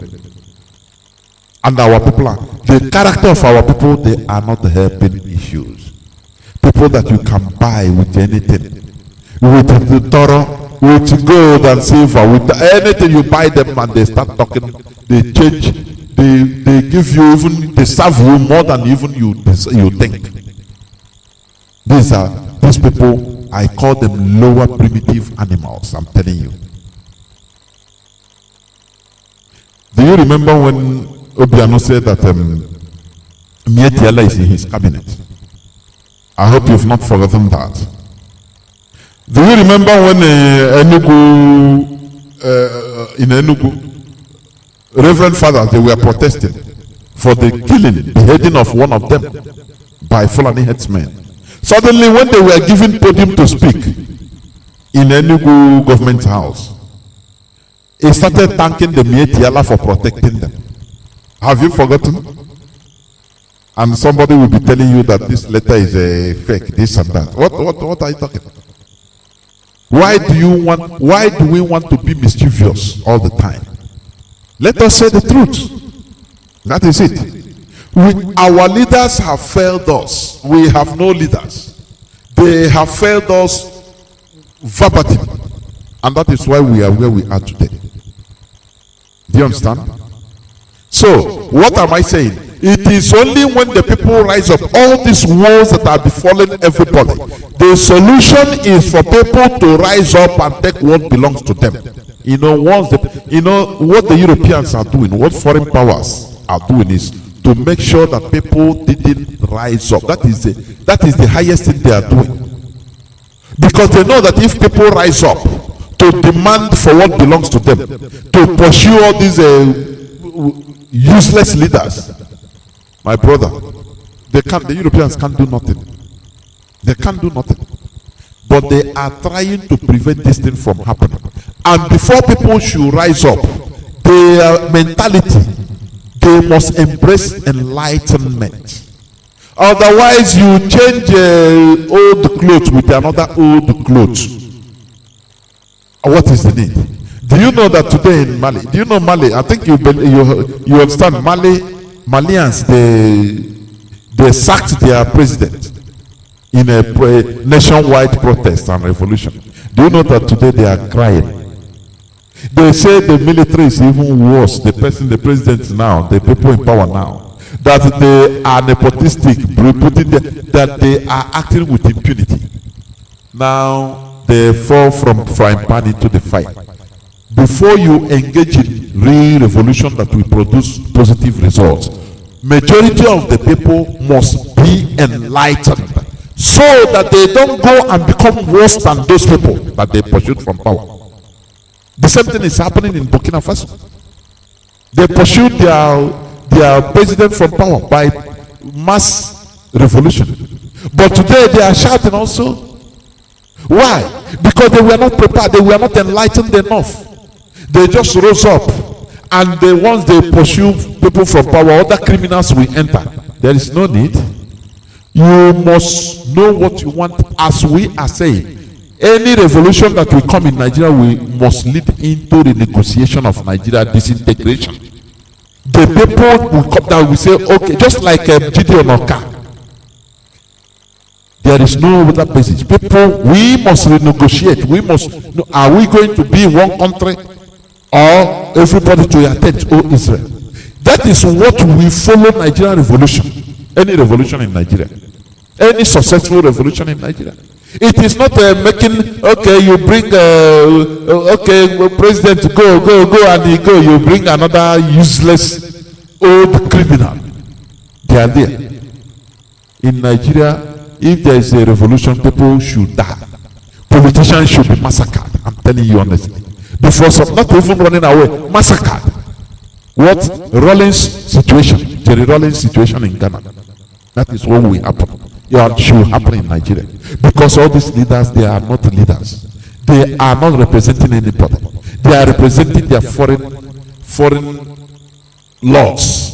They are foreign supporters or they are foreign creators. And in our land, our own, they are representing the Fulani, their Fulani masters. Because even they don't even know roads to even go and make connection to be foreign agents. No. He was recruited, is he not in Lagos? From there to, they took him to Zamfara and ransom him. Now package him, bring him down. They brought him down.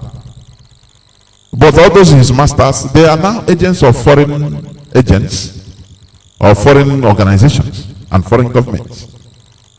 But our own people, Abuja is their limit. That is it. So please, we cannot continue being like this. We should not continue being like this. People should first of all, that is why we are telling you, change your mentality, embrace enlightenment. Europe, that is why we have success story in Europe. They embrace enlightenment. From embracing enlightenment, they stage on revolutions that change things positively. When they had revolutions, now they made changes that positively changed the lives of their people. And there you started seeing industrial revolution. People started thinking. They now increase their IQ, intelligent quotient, their ability to think. That is when you see, discoveries everywhere. Steam engines started coming out because human beings were no more superstitious. The human being become productive instead of being superstitious and believing that everything will be okay. Amen. Just go and pray, things will be okay. Don't worry, the miracle will come your way this week. It's your week, okay? Pray. No, people relegate it to the background and say, no, we are the inhabitants of this world. We have to make it as it is, and we have to be productive. And that is when you see industrial revolution in Europe. And with that industrial revolution, they started moving out. They built steam engines that carries them far off around the whole world in order to make discoveries of other lands. And that is what brings them conquering other countries, other kingdoms. And that is why they are great today. Because they first of all change their mentality. That is why we are talking here morning, afternoon, night, in order to change the way you think. Do not think that you come into IPOB in order to benefit one thing or the other. The only benefit we have to get here is to make sure that our people are released from the prison of Nigeria, and that we undergo development as others. Do you understand? So that tomorrow they will remember you as one of those that contributed in restoring this great nation. And even other nations like Oduduwa, like Middle Belt, anything they can call it. It will be great. You never see somebody they remember because of maybe the type of car he was riding. Our people are pursuing shadow, whereas the main substance is there. Let us pursue the main substance. Now the shadow will join, because when you pursue reality, now you don't need to pursue shadow. Shadow will just join you immediately. Because every reality goes with shadow. That is it. Stop pursuing shadow. What is the reality? Try to make yourself the legacies you leave. That is what matters in this world. The legacy you leave. You know, me, I'm broadcasting today. I know it's through this platform. Before, no person know who is Mazi Johnathan. No. Even everybody. Both the ones, the fallen angels, all of them, nobody knew them. It's this platform that made them become known everywhere. Do you understand? And it's still the same platform they are abusing. That is, you know, slapping or biting the hands that feed you. Because tomorrow that is what history will write. Oh, there was one Johnathan, he was broadcasting, he was one of the broadcasters. It's in history. That is it. How can you bite the hand that feed you? It is evil. It is evil. I'm telling you, it is evil. What we should be doing is to make sure that our names are being written. You know, who said it sometime? I think one French president said it. He said Africans, they never want to make their name in history. I think it's Sarkozy. Because what they fight for is always that thing they will eat, their belly. Confirming Che Guevara. What they fight for their stomach. That is why today, you know, people you see mostly Africans, you see them. They are the people showcasing cars. How many white people you see in Facebook, in social media, showcasing their cars? You know, sometimes I used to wonder this. It's only Africans or black people, I should say, that showcases all these material things. No, it's only black race, black people. Because of their mentality, they never reach that kind of that level of maturity. Do you understand? They never reach that level of maturity that the white people reached. That is why they show you shadow. Oh, I gather, you know, just look at how blacks even dress. He will wear chain, wear this just to say that he belongs. You see a white man even wear ordinary knicker, ordinary knicker, wear slippers, but they will tell you he's one of the inventors of this so drug. Do you understand? Do you see the difference? Or you see black man, he will wear he will wear this and that to make sure that they see him as that physical distance to see that he belongs. Pursuing shadow, and that is why we produce failed leaderships because of the way we think, because of the way we reason. That is why we are trying to make sure that people embrace enlightenment. Enlightenment is the highest thing that can happen in your life. So that when anywhere, for example, anywhere you gather and you speak, people will turn around and look at you. Say, who is this guy? You tell them that you are a student of Radio Biafra. That is how we are. You might be in the midst of people that have Lamborghini, this and that, but when you rise up and speak, people will turn around and say, this guy, your side of argument, look at where do you study? That is the beauty of it. And that is what we are trying to train our people in, because we cannot afford to fail. And we cannot enter into Biafra land with this Nigerian mentality, Nigerian Igbo-ish mentality of selfishness that is killing us. Where somebody will be biting the hands that feed him. Where somebody will take his ego more than millions of people, thousands that have perished. He don't care. They don't care. They beg him. He don't care that his ego, that his post is what matters to him. Now, if it is that case, now what is the need of fighting for Biafra? There is no need, because you are no different than what do you call him? There is no difference. You are no different from Obiano. You are no different from all these governors that we call and call names every day. It is something, because you are egoist. You have gotten what you want. Now you want to show that you belong. Do you understand? For somebody to be calling his fellow comrade, who is that person? You know, I never hear this word in IPOB before. I'm telling you, it is only from Utemofa I had it. When he said, oh, I'm myself for myself, and who, I say, who is him? That egoism, egocentrism, that type of thing that we fighting every time. Who is him? Oh God Almighty! That day I couldn't even continue listening. I said, no, these people they are no more alive. I'm telling you, he's no more alive. When you call who are you? Do you know why they respect IPOB? Because we are one family. Do you know why they respect IPOB anywhere around the world? When we go to our meetings, we don't pose. No, you don't. No, everybody is humble. Everybody is accessible. Do you understand that? You don't come and pose and say, no, this is, I am the chairman or the coordinator or the radio presenter. No! You even hide from people and say, no, you don't even want people to know you. Do you understand that? But when he opened his mouth and said, who is him? When our leader said, Mazi Namdekano say I should give him the password. Who is him? I say, oh, this thing, no more, cancelled. Is red. I mark him red directly.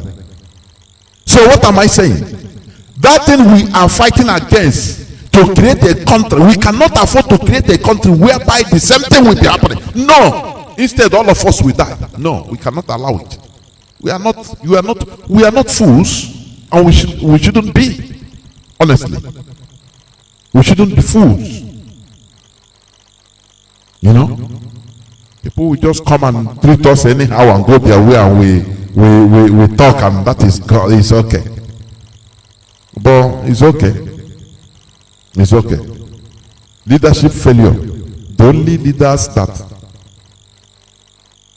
matter to their people, that cares for their people, is the Fulani Caliphate, the Fulani leadership in Nigeria. Others are failures. Do you see one time during the Southern Kaduna, one of the Southern Kaduna massacres, they interviewed one of their senators. Look at how he was blabbing, praising Rufai. He's a good governor. We defending him for not asking him. No, he's a good governor. Anyway, he cannot control. He don't have control over the military or police. He's federal. And even the interviewer was asking him, but so are you justifying the arrest of your own people when they defend themselves against the Fulani onslaught?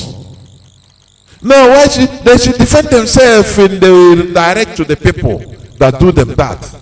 Not that is talking rubbish because of the leadership failure. I am telling the people, this is the time for the people's power to rise up. Take what belongs to you. Because if you don't do that, there is no way the oppressor will leave you alone. There is no way. The oppressor cannot leave you alone. The oppressor is all these politicians. You are local politicians. Do you understand? You look at Nigeria now. Somalia is more better than Nigeria. The prophecy of our leader Mazi Namdekano. Leadership failure. All these things they are doing for Fulani to thrive, because they thrive on jihadism, on confusion. That is what they are doing. Do you understand that? So you need to embrace enlightenment. Know what you want. Know what you need, what you want as a human being. This way we are, is it good for you? Do you like it? The way we are, every time we are being killed, do you like it? That is why we call each and everyone in order to join. Forget about what egoists are doing. Forget about it.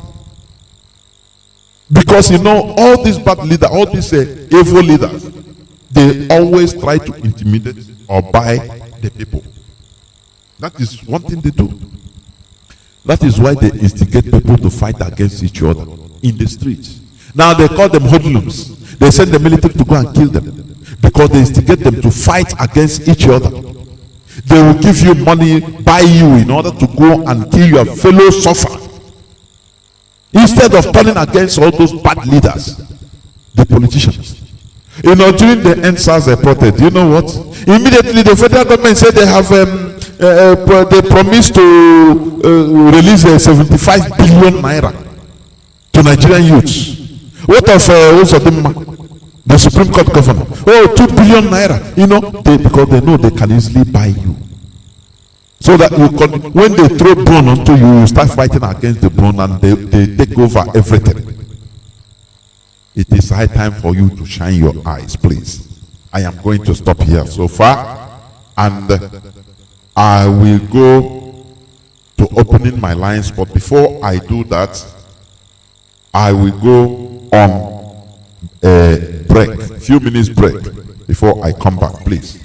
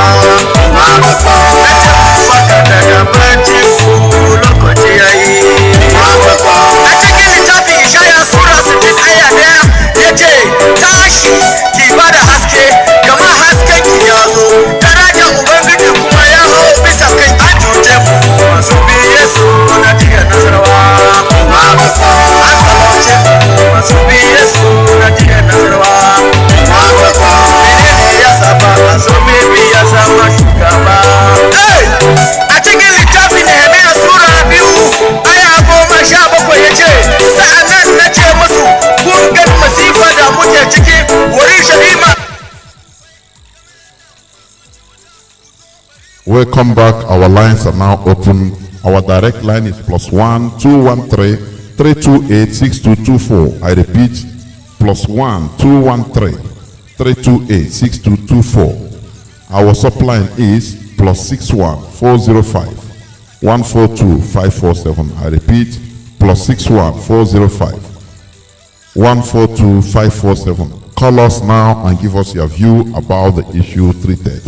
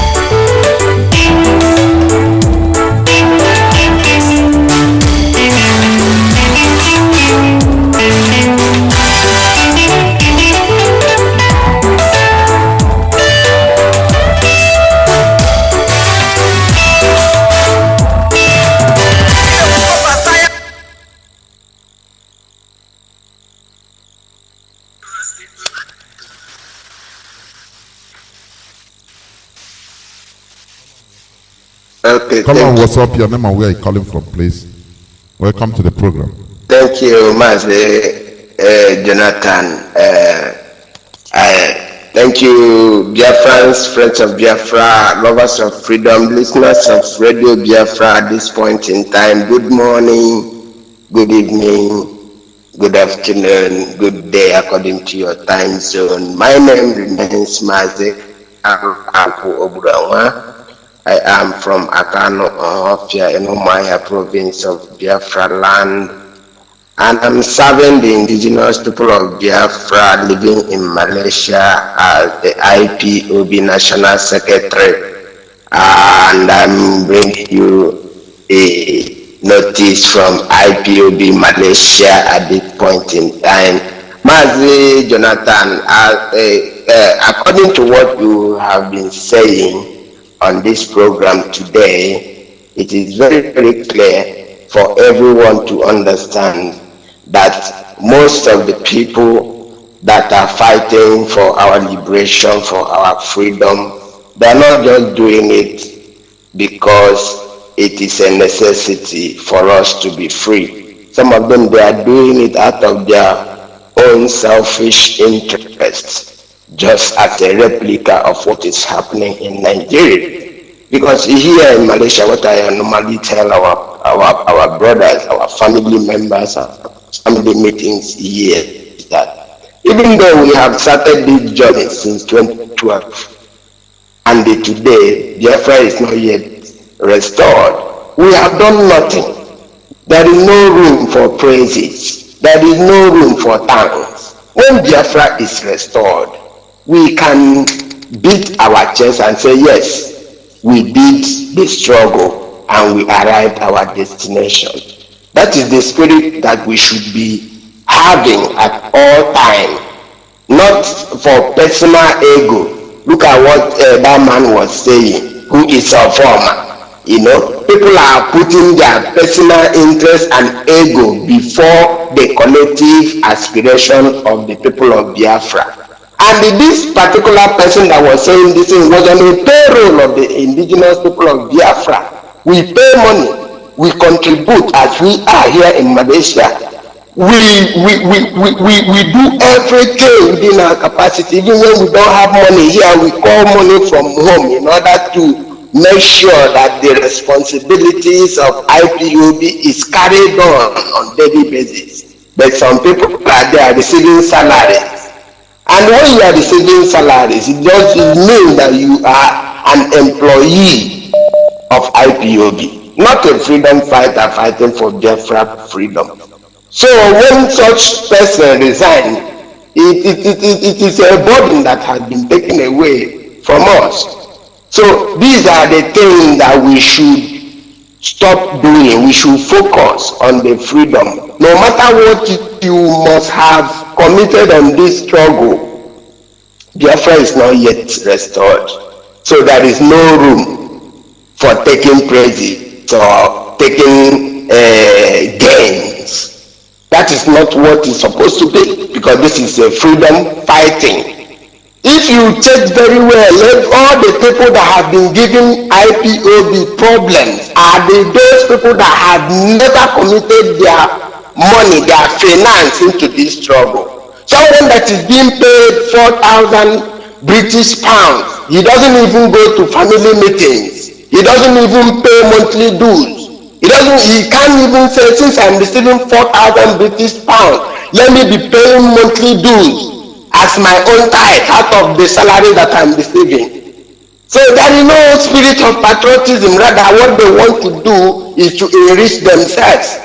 So you can see that what we are doing is bringing out those evil people among us. So that is the only thing I see that happened in these circumstances concerning the man that was saying all these things. So that is a part.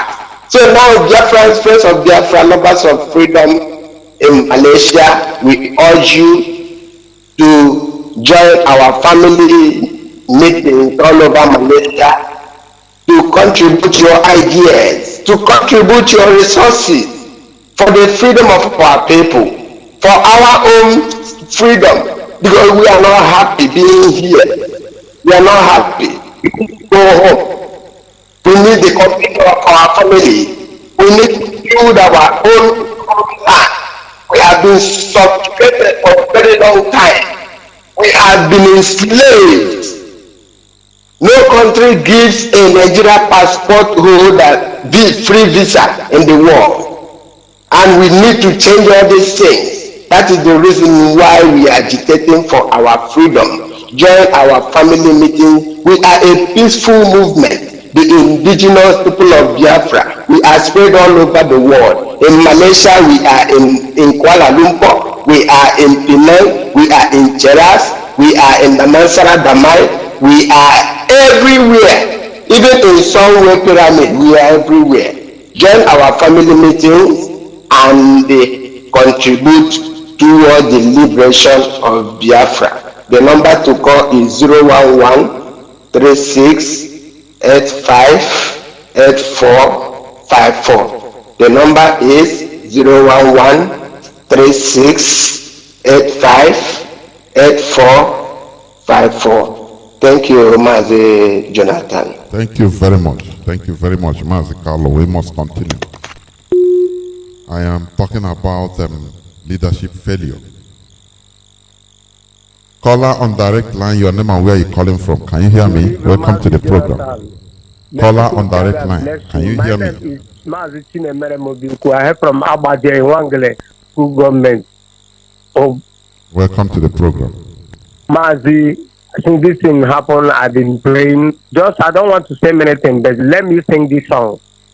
Ipob mwifufegefe osisi kpọrọ gada mgbanwụwa gabịa anyị ga-amara ndị kwere kwe. Ipob akwọsọ eluigwe ka anyị na-agba, akwọsọ alaeze Chineke ka anyị na-agba. Osisi kpọrọ gada mgbanwụwa gabịa anyị ga-amara ndị kwere kwe. This 1 hour 30 minutes of before destruction. Mbufufe nefe osisi kpọrọ gada mgbanwụwa gabịa anyị ga-amara ndị kwere kwe. All things is working good for those that believe. Biafra is a spirit, and Biafra is the kingdom of God on earth. A ga-arọpụ aka n'etiti ọka. Things anyị na-agụ na Bible in our faces, in our eyes, but some cannot understand it. During the time Peter denied Jesus, Christ said, before I come back, he would deny me. Yes, Peter said, God forbid it to suffer, but let it happen. Judas betrayed Jesus. Osisi kpọrọ gada mgbanwụwa gabịa anyị ga-amara ndị kwere kwe. Mazi Chukwu okike abịama is on our side. God bless you. And you too. Thank you very much. Caller on WhatsApp, your name and where you're calling from. Welcome to the program. Mazi Johnathan, greetings from here. Welcome to the program. My name is Mazi Emeka. I'm calling from Johnathan, USA. Mazi Johnathan, I pray for more wisdom for you. Mazi, honestly speaking, you do know the kind of anointing you are pouring us. The anointing I mean, not all those anointing that the fake pastors in Nigeria will be saying, if you believe it in the month of December, you get $1 million. Whereas you are not working to make that $1 million. Mazi, what you are teaching us every day is a pure anointing that will guide us. I pray more wisdom for you, Mazi. Mazi, honestly speaking, this was today's program touched me a lot. Mazi, when I came to America, I knew I used to drive for Limo Company. These people that pick rich white American people that pick politicians. Mazi, when I begin this job, Mazi, if you see the kind of discussion these white international men are discussing, these are the people I pick for their private jet in the airport. Mazi, if you see the discussion, each time I call her, I tell my wife, pray for Africa. These people, look at the kind of discussion these leaders are discussing about Africa. We are here giving us free visa, free Medicaid, but they are there in our land taking us. That if we don't, Africa don't take care, by 100 years time, that slavery will be done again. And this one no remedy. Mazi, of them, he become a millionaire when Babangida is the president. Mazi, anybody that go and become billionaire, come back, who call him friends and meet those evil politicians. If you see these people that are manipulating African politicians, they are all men like we. Just that these African politicians, they are wicked. They don't have no brain. Mazi, look at what you teach us today. I ask myself, all these professors, doctors, people that reach to the extent of Cambridge, do they understand? Don't they understand this history? What is the effort for them to do to preserve their own culture? Because of what? Greed and jealousy. That what is killing black people. Black people suppressing themselves down. Man, see, in America here, in the Indianapolis here, if you see the way black people are putting themselves down, you will shed tears. Like the most companies in America here, people from Russia, Serbia, India, they will have company and be doing something that is illegal. When this company close, another one will open with their brothers. They work like a team. It's only black here. Everybody one man stand. Everybody one man stand. That is why black doesn't move forward. Let's ask ourselves a question. Mazi, if you try to bribe a little boy, a white little boy here, okay, he will against his own fellow, he will say no. Small boy. And the way black will like showing display our ignorance, like you said. If you see when Nigerians were playing cars in social media, you wept. Because what? They don't know the importance of saving their race. Look at, that is why I always like what you are preaching. Every day they be hammering Tamasakara. If a deputy can behave like this, how much more? Our deputy, what happened in that video? They are speaking, they are doing that meeting. They never know that God will expose them with that WhatsApp, that what they call the Zoom meeting. That is why they are coming out and say, but thank God for the DOS that come to Mazi program this morning. And when I finish listening to our DOS this morning, Mazi, and I ask myself, who else can somebody trust again in this world? No man of integrity in black people again. No man of integrity. We only like to put our state people down. Mazi, there's things I learned in this country that I say, wow, this is about far. You will see small children, white children. The parents will tell you, the person asks one, do like your brother do. You say, no, I want to do my own thing by my own self. Because they have mind of creativity. But we black, we like copy. That's why that country is down. Copy. All the local food we are eating back home, nobody eats. But what they eat is pizza, shawarma, all that basic culture. Copy. But wonderful, they are busy creating new ideas. That is why Fulani, they are the first people that capture the white people brain. That is why they are using so-called foolish leaders against their own people. Like what you say, Mazi. The joy you will receive in broadcasting radio Biafra every day is 500 years to come. They will say, Mazi Johnathan, come out. That the people that broadcast this radio to give us freedom. That thing alone, your children will be proud of it. This is what they call legacy. But in Africa, they just need sharp money to buy a car, to display, to build their own fellow brother down, to talk bad against their own brother, to tarnish their own brother image. What will be the game? Man, after I carry those rich men, that is why when I listen to Mazi the kind of force on Facebook, I say, yes, this is a man that can liberate Africa. And even when I haven't joined IPOB, my retweeting in Twitter is over 80,000. Before I even joined IPOB, I'm going to look for IPOB in this state. Nobody convince me for IPOB. Because this Mazi is the only man that will restore the dignity or else that slave trade in the 16th century. They are doing it now indirectly, giving up free visa, giving up everything. We go to the downtown and take picture and be doing Facebook. The seeing of people back home. Tell us, everybody in Nigeria now, everybody now, I want to travel. That is the prayer point. Don't you see we are losing it? Mazi, let me drop it here. I thank you. I pray for more wisdom. For you to continue educating us like this. For us to know Our brothers abroad we are going, we are losing our own land too. And because the help of the foolish politicians, leaders in Africa, that are bringing us down like this. Thank you, Mazi. Thank you very much, Mazi Emeka. Thank you. We must continue. You know, the issue is black people should change their mentality. It's basic. Without changing your mentality, without changing our collective mentality, we are nowhere. We are going nowhere. Caller on WhatsApp, your name and where you're calling from. Welcome to the program. Caller on WhatsApp, can you hear me? Hello, sorry, sir. Yes, good evening, sir. I'm Justice from Mabia State, but I'm calling from Togo. Welcome to the program. Thank you very much. My question is that, like when you were doing the program, you said that black people, all these things against black people. So my question now is that, are we also caused? I want to know if black people are caused. The thing is this, because it depends on how you see it. Let me tell you one thing.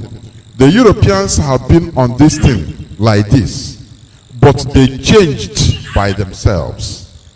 If you say it is a cause, if you accept it's a cause, which means, it becomes something that you cannot change. It's your destiny. Oh, we are caused. That's why we cannot do anything.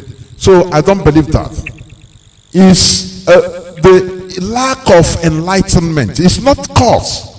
Because I'm telling you, in Nigeria today, for example, if 70% of people will embrace enlightenment, start thinking differently, like ordinary Nigerian, they will rise up and change something for good.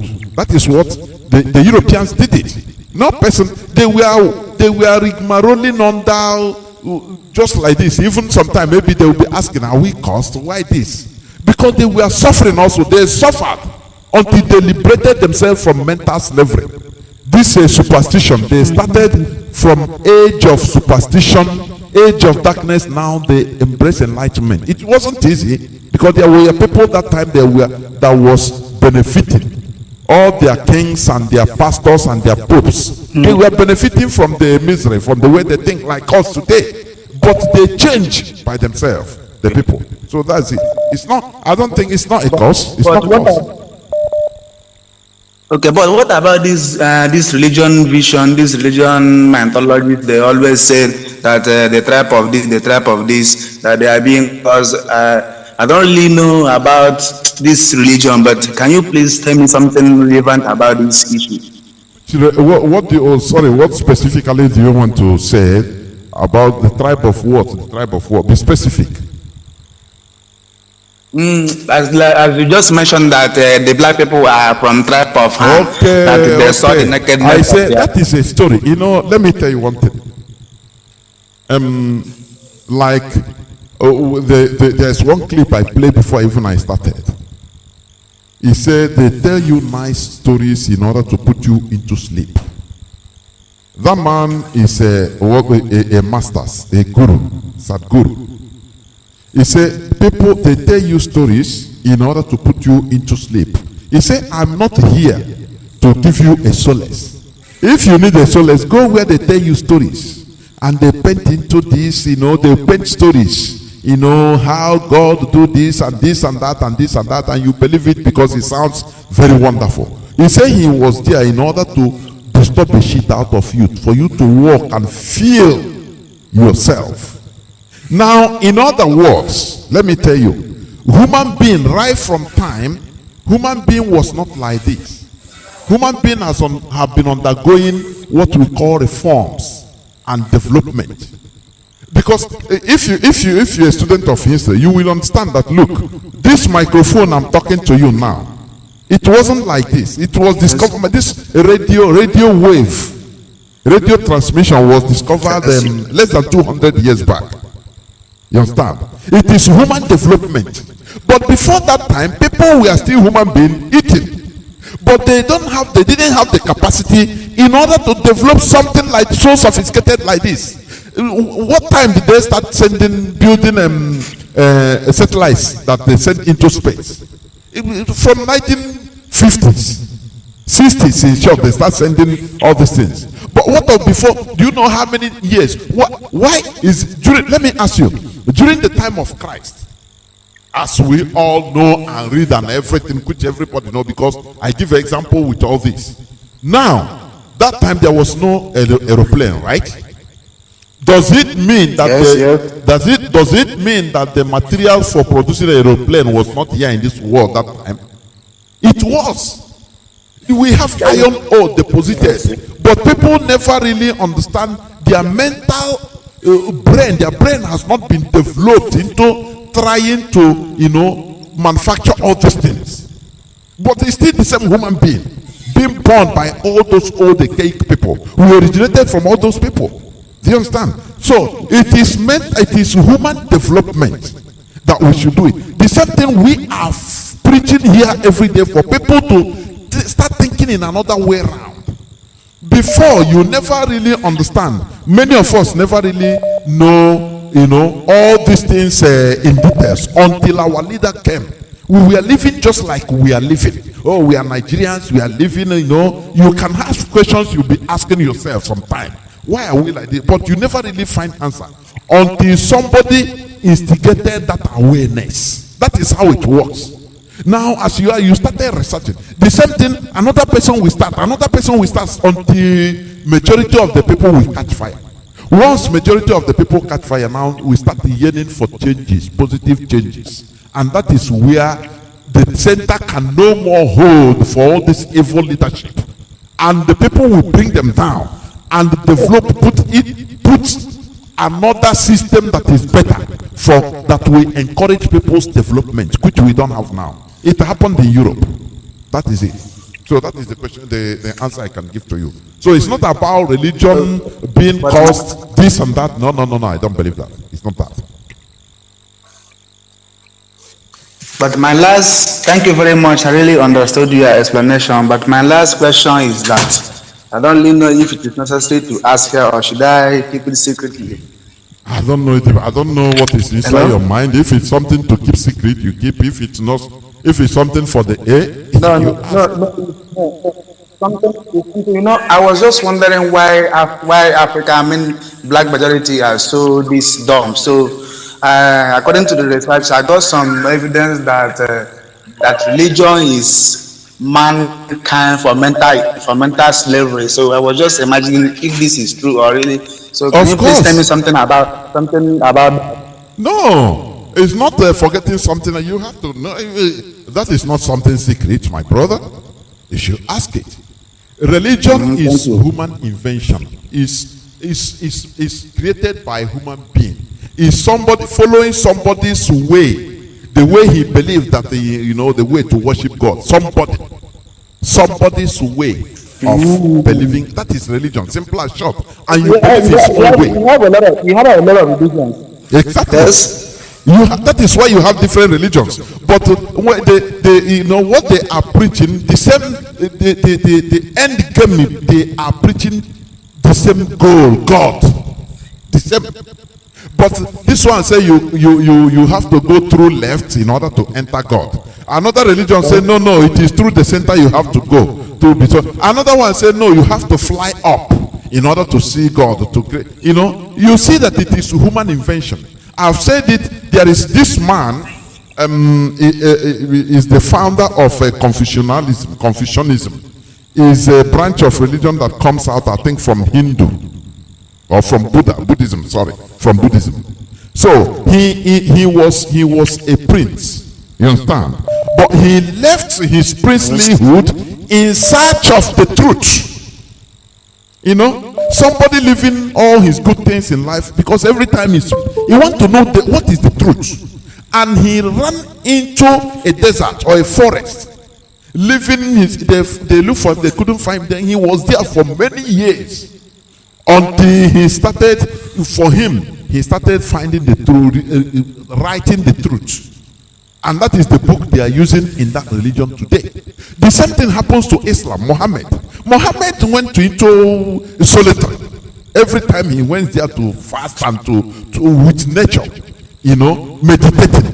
That that is where, after he said angels visited him and he now started hearing voices and seeing vision, this and that. That is what we people believe. That is what he said. Okay, this is how to worship God now. This and that, and people started following him.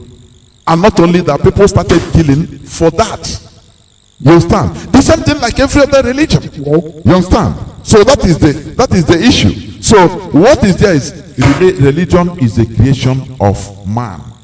All it is going the same way spirituality. That is why some people like me myself, I'm not religious, but I'm spiritual. So thank you very much. Do we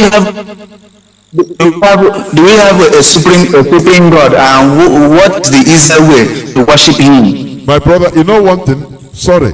After you, because if we continue, other people are calling. So you have to inbox me, write me, so that after maybe one day you call me. Now we talk all this thing. We take time to talk it. Otherwise, it will take all our time. Please, okay? Just inbox me. Okay? Thank you. Thank you. Okay, thank you very much. Thank you very much. Thank you. Thank you. We must continue because we are here to enlighten people. We are here in order to make sure that people understand what it needs to create development, human development. Caller on WhatsApp, your name and where you calling from? Caller on WhatsApp. Yes. Good evening, Mazi. Welcome to the program. Yes, I still remain Mazi Eze, calling from a harbor in Biafra land. Come to the program, Mazi. Okay. Yes, before we go to the issue of discourse, let me just reflect a little bit on this issue of religion. Now, you know, please, because when you speak, you know, this one has a specific question. This is not what we do today. Otherwise, it will be another person we call, and everything we talk will deviate again right into religion today. So he asked a specific question, so I answered him. Please, if you can just touch it a bit, but don't go into detail, so that other people will also not continue talking about it. Otherwise, you know, when it comes to religious discussion, everybody will flare up. Go on, my brother. Go on, Mazi. All right. Well, just in a very simple sentence, religion is man's search for God. But when we talk about Christianity, it is the revelation of God. You look, until God reveals himself to you, you cannot search for him because he is spirit. If we go to the history of our father Abraham has been living until God revealed himself to him. So let me leave it at that. Leave it there, please. Because when you talk about Abraham, what of if a Hindu that doesn't understand who is Abraham? If he calls and start telling you the history of is it Brahma and Buddha, a Buddhist also. So when we talk about religion, we talk about it in a very general context, not in one way, one side. You understand? So thank you. That is why I don't want those to dangle into it now, please. All right, fine. Now we are talking about leadership failure. Now, you see, this word "I" is a very destructive word. If we go to the beginning of creation, you notice that Elohim used a plural noun, which said, "Let us make man." Let us. Now it is talking about us. Now, but when once you see this word I is a destructive noun, because now I puts the interest of others aside and places self-interest in the front. And if we relate it now back to what we are going through with the Fulanis, for instance, in this contraption, it is all about the Fulanis. It is not about any other person. It is not about any other tribe. Now, but when you have a collective vision, it means that everybody gravitates towards that vision. And I can tell you, such vision can never fail. If you also relate it to what is happening in the struggle, it is for the quest of I that many of them are falling by the way. It is for the quest of I that is making so many to deviate from the liberalization of our people and the liberalization of the black man. Because of the word I.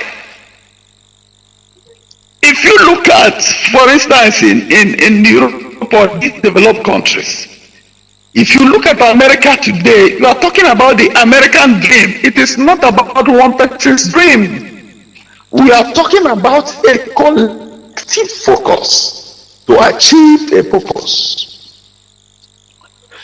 If you relate it to, for instance, in Biafra land, it has always been this word, I, that is driving so many to abysmal destruction. Now, for instance, you look at Ohanese, it is all about I. And until one develop and grow beyond this word I, knowing that nobody is indispensable, knowing that in this world you cannot achieve everything just alone. You must need the company of others, the ideas of others, to be able to fine-tune your own idea in the first place. Now, for instance, let me just relate to the discovery of what computer. It is through, refurbishing of the thoughts. Until today, we have a computer, you can have it on your palm. But the first computer was as big as a 2-bedroom. But look at the revolution. Look at how it has, gravitated to what we now have today. Why? We must learn to reinvent ourselves if we must grow. And that is what the black man has failed to do part time. Because by the time, we always dwell on what is achieved, but not what is yet to be achieved. Now, because we relegate ourselves to the thought that there is nothing impossible in this life. Impossible is something nobody has done until someone does it. There's nothing like impossibility. So, and to the minds of some people who call themselves Nigerian, that is why you see, they don't want to believe that it is possible that Biafra will be restored. But in IPOB, we know and we believe that Biafra must be restored. And that is why, to this end, you see the amount of force IPOB are pulled all over the world. That there is no place in the world today you will not talk about Biafra, which was a taboo before. Even in the advanced countries, it was a taboo for you to discuss about Biafra. Now, imagine if this reorientation was not established by our leader and so many great people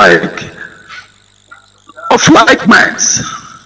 It means it would have been a dead dream. Thank you, Mazi. Please round up. Many people are calling, please. All right, yes. So finally, we must be able to kill that word I and invent the word we. That way, we can achieve whatsoever we want to achieve. Like in our local dialect, it is said that Igwe Bike, and again, finally, great Biafrans, in our local dialect, it is said, it's an adage, n'obodo na-apụ alụ adịghị eme n'obodo afọ. Simply put in the terms of English for general understanding, that you see, any people or any country that abhors evil can never see a breathing space in that place. Because a lot of times we overlook certain things, and that is why today some certain things happen and they get away with it. For instance, if you look at our politicians down here in Biafra land, it's because by the time they do something, they will just say, they will talk and talk and talk, and it ends there.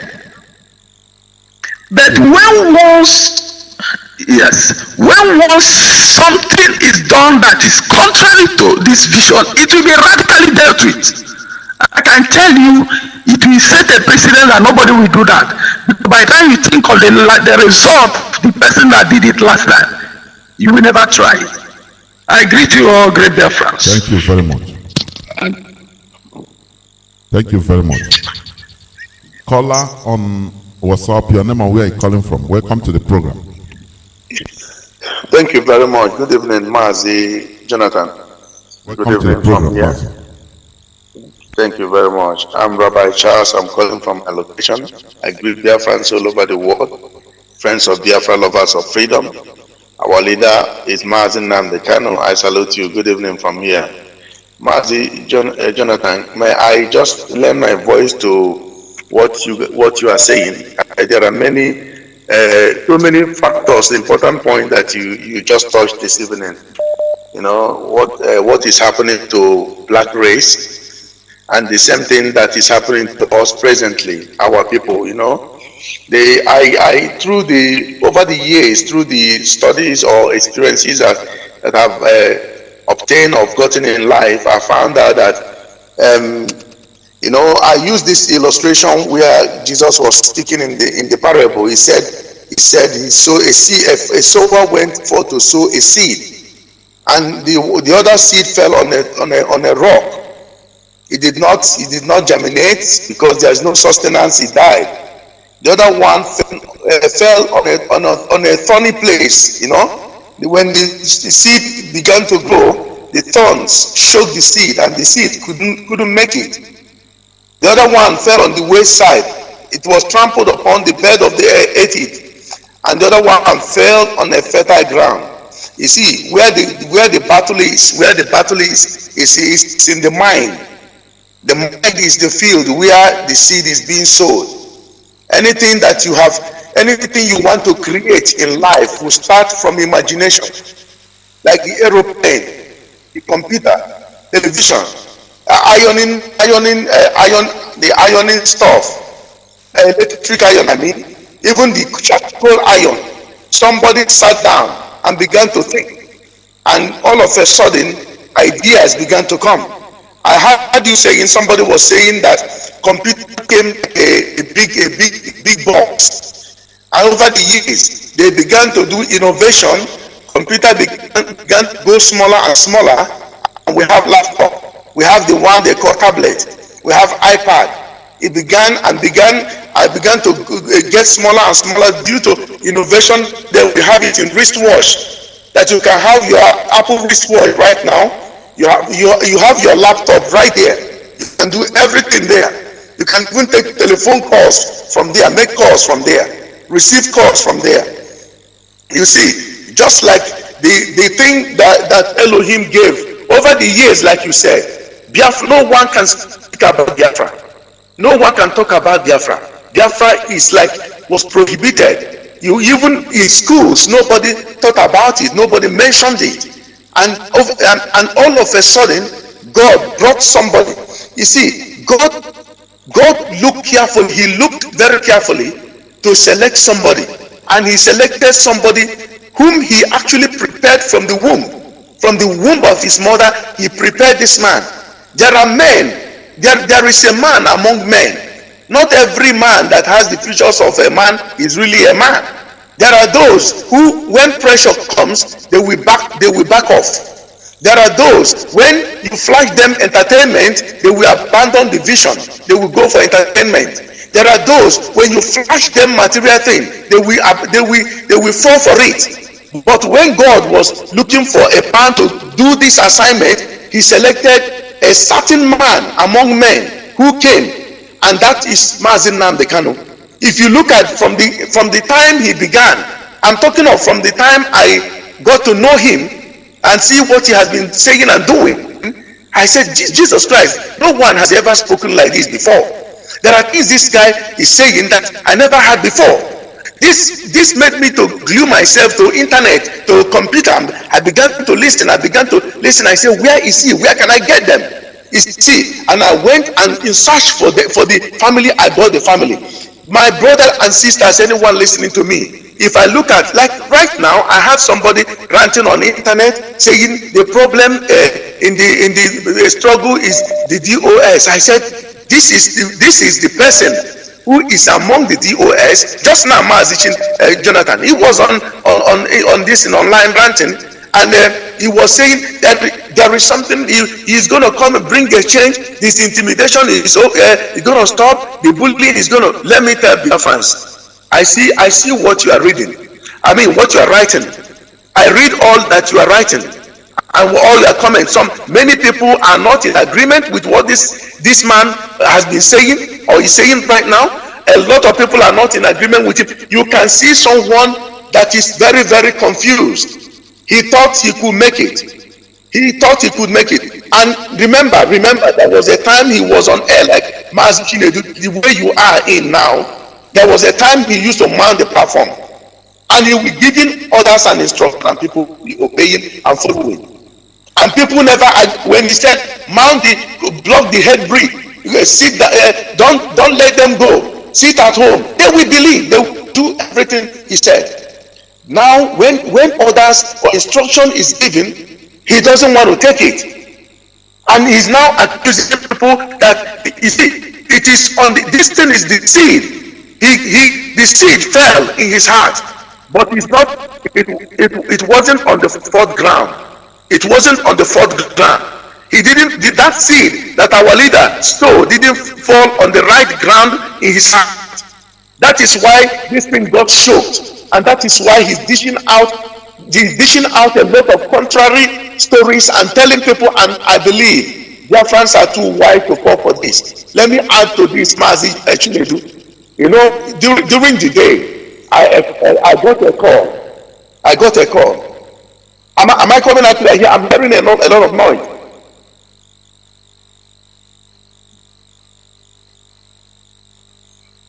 Okay. During this afternoon, I got a call, and the caller told me, he said, this man and Mazi Obidiobienu went and joined and opened a forum and began to draw people, send messages, and some people went there, and he went there as well. So what they are doing in that forum, in WhatsApp forum, was to talk against our movement, talk against the principle of the movement, blackmail people. That is what he does in the private, and he's on Facebook ranting and making people to believe that he's an angel. And he was telling people how he has worked so hard and how DOS became the problem, and they are doing this, they are bullying him, and they are doing these are not true. And these people that went into that forum, Mazi, Chinedu, most of them came out. After when I spoke to them, I told them to remember what happened in heaven. This heaven you are looking at. There was a time, third heaven. There was a time, the war we are talking about, all this war and conflict, all these things began in heaven. The Bible recorded it. They said there was war in heaven. Lucifer came down. He rebelled against Elohim, and he found himself on earth. So you can see people who will come into a movement. They have that mindset of taking over. They want to take over. They assume themselves to be God. I can do better than he. He should have done it this way. He should have done it that way. And when you give them the ability to do, the chance to do it, they lack the ability and the capability. They will not do it. You see, and somebody who he knows inside of him that he cannot deliver this message, he doesn't have what it takes. He has never been tested. That our leader called us, and we are all in diaspora. Not everybody can go back to the zoo there and take bullets. Not everyone can do that. Not everybody can do that. We have to face the truth. And this man is saying all this kind of things, and people think he's a freedom fighter. Let me tell us, this man has compromised. That person you see talking on that internet, say he's a human rights radio, he has compromised. Tell him to look up. He doesn't look up. He always look down. He has compromised. And any day that I will see him any in the street, I will tell him, brother, or I will call him by his name. Is not a brother, for God's sake. You have compromised. Shame on you. You disgust me. Everything you say, everything you do disgusts me. People should let him know that our leader is not the kind of person that will come and stoop himself that low. I don't know what made this man to go to this level, but I can tell you, him and Mazi, the one in America, say his name is Obiana, not Obienu, that they are compromised. They are working against the movement. They are the one bullying people. I remember when somebody was mentioning, they said, the Biafra restoration is Igbo affair. But there was a woman from Ichekiri, she's a member of the OS. They bullied her and bullied her, and the woman said she exited. She told me herself, privately, she exited. These men are filled with ethnocentrism and tribalistic. Our leader is not. Everybody, the African rep, the new African rep is a German. It's not Igbo speaking person. We are all Igbo, but it's the German. And the people are obeying him, and people are loving him. There are many they don't know, and these guys are coming on and lying to people, and people will. You may listen, you have your ears to listen, but you have your mind to make a choice and know who is who. The person who went into that forum ran out and told me this afternoon, said, I was there. This is what they are saying. This man ranting on the social media now, saying they're bullying him, he is here to correct whatever. No, he is not. He is the one bullying people. He bullied women. He bullies women in London here. When he was deputizing, which I don't know, if you don't fighting that is they have deputy there. There is nothing like deputy. Because if you assume the office of a deputy, you will be willing that the leader will die so that you can take over.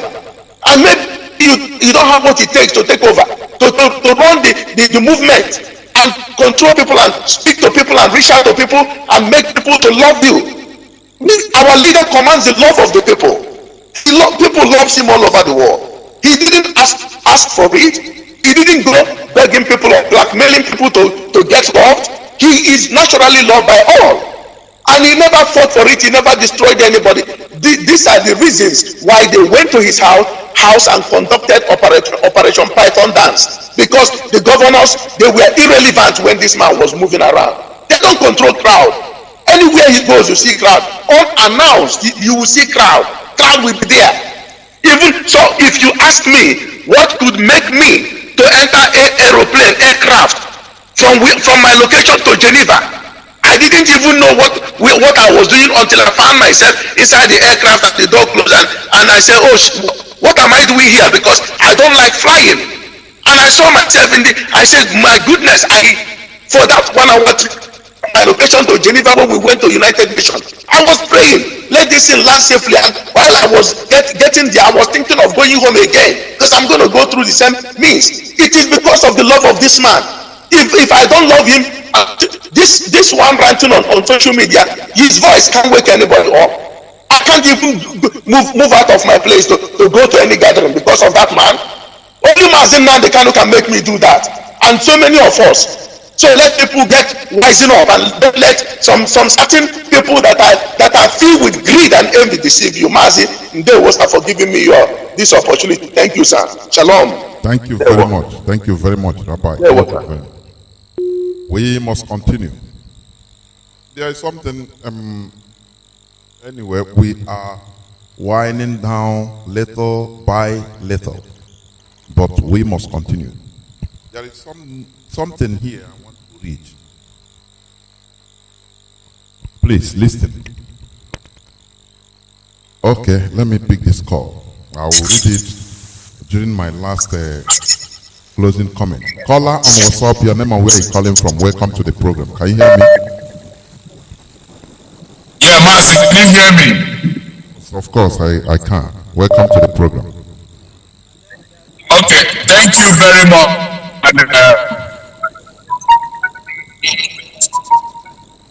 Hello? Yes, I can. I'm hearing you. Go on. We are listening. The whole world is okay. Yeah, Mazi, thank you very much for this great opportunity you are offering me to speak to the people of Biafra. Now, I want to come out very clear, and I want to make my stand known to everybody. My name is Johnathan. I have not said this on air before, but I want to say it. I served the indigenous people of Biafra in the capacity of Ontario coordinator in Canada. And I want to reiterate that I'm fiercely loyal to the leadership of Mazi, the leader of IPOB everywhere on this surface earth. Now, I want to say something. I've come up here today to make two suggestions. Number one is that I'm suggesting to the leadership of IPOB that every single person in future that should be appointed to serve in the capacity of a leader up to the unit level, that person must undergo a leadership training.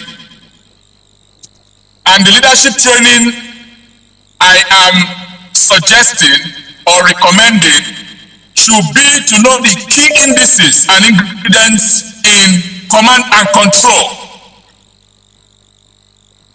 Permit me to repeat. I am saying that every person that should be appointed to serve in any capacity up to unit level should undergo nothing minimum or less than 6 hours leadership training on command and control. Because our people, we are not getting it. We are simply not getting it. I cannot see why people should want to lead and they don't know how to follow.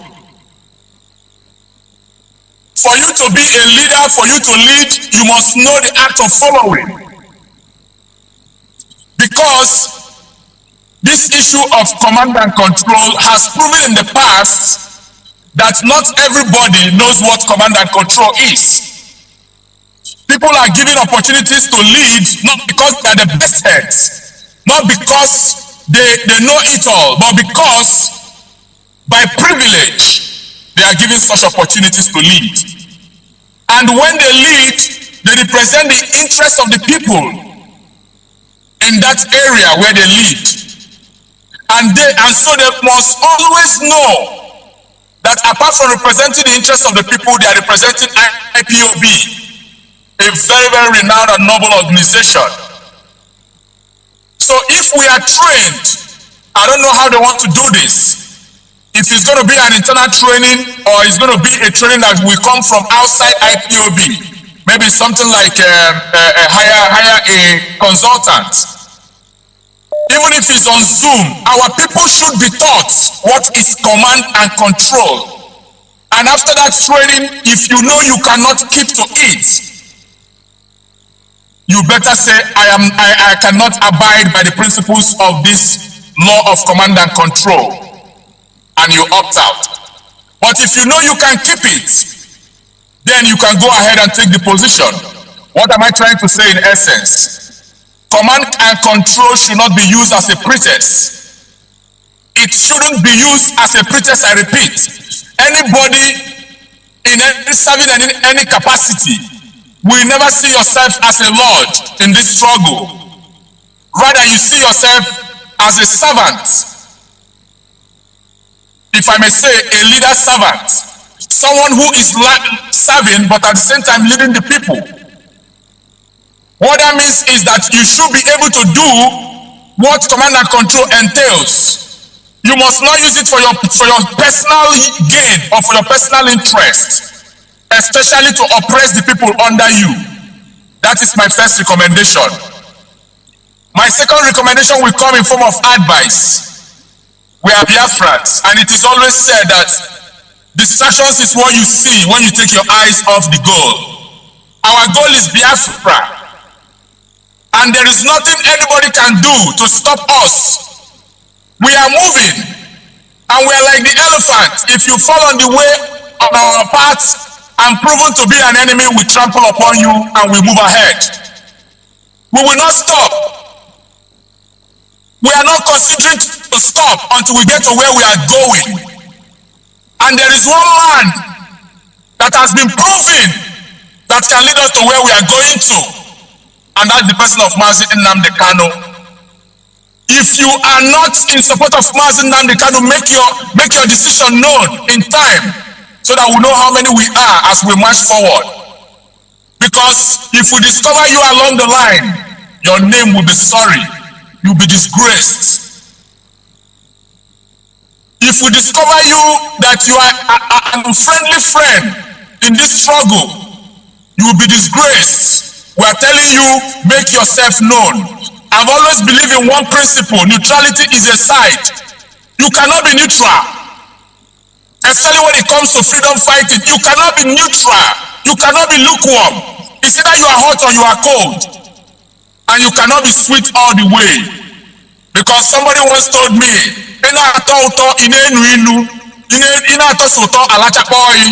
if you are only sweet and you are not bitter, people will lick you and lick you finish. But if they lick you and get to where you are bitter, they will leave you alone. Fellow Biafrans, I reiterate my stand today, and we are moving forward under the leadership of Mazi Nnamdi Kanu. He is our leader, and we are following him. Mazi, I thank you so much for your immense contributions in educating us and making it, more importantly, very, very educative. My prayer is that when you speak, may we hear. May we not only hear, but may we be also doers of the word that we are told. From here, Toronto, Canada, I say take it from me. God bless Biafra. Goodbye. Thank you very much, Mazi. Thank you very much. We must continue. Caller on WhatsApp. I don't know. Caller, people have been calling on direct line, but they stopped calling. We must continue. Okay, please, caller on WhatsApp, hold on. Hold the line. Caller on direct line, your name and where you're calling from. Welcome to the program. I know you have been calling since. Thank you very much. Yes, thank you very much, my big brother, Mazi Johnathan. Welcome to the program. Mazi, I definitely appreciate you for your good job that you are doing for the indigenous people of Biafra. We appreciate you so much. Mazi, I'm calling from London here. Mazi, I am one of the IPOB hardcore and under oath, and then I will remain law-abiding in this struggle till Biafra is restored, no matter what. And then I salute our leader, Onyendu Mazi Nnamdi Kanu. I appreciate you so much. I will never, till I die, I will never forget the good thing that you have been doing for our people, to let our people understand that we are in danger in Nigeria, that we are the people that have been mapped out to kill. You see, only our race, Igbo race, there has been killing since amalgamation of Nigeria. Since 1914, Igbo race have been killed left and right. Morning, day, night. As I'm talking to you now, our people have been killed every blessed day in Nigeria. But I will go to the reason why I call now, to let Biafrans understand my own anger. You see, there's something our people always say.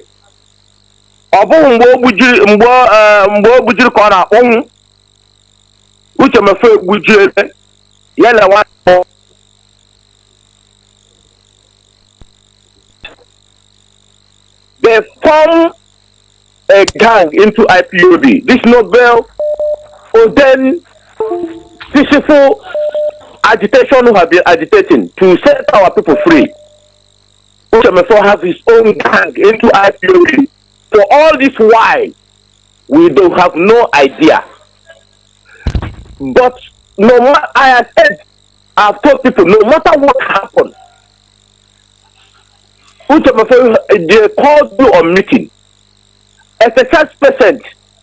So DOS, the board meetings can sort whatever the issue out. You disobeyed them. The same way you disobeyed these people, The same way I will go to school will disobey you. See, tomorrow I will call you all of names because people have died. People have laid their life for we to live as a human being. People have lost their children. People have lost their husband. People have lost their beloved ones. I shed tears for people every day. What gives him the right to go out on the social media and come Mazi Nnamdi Kanu sort of name?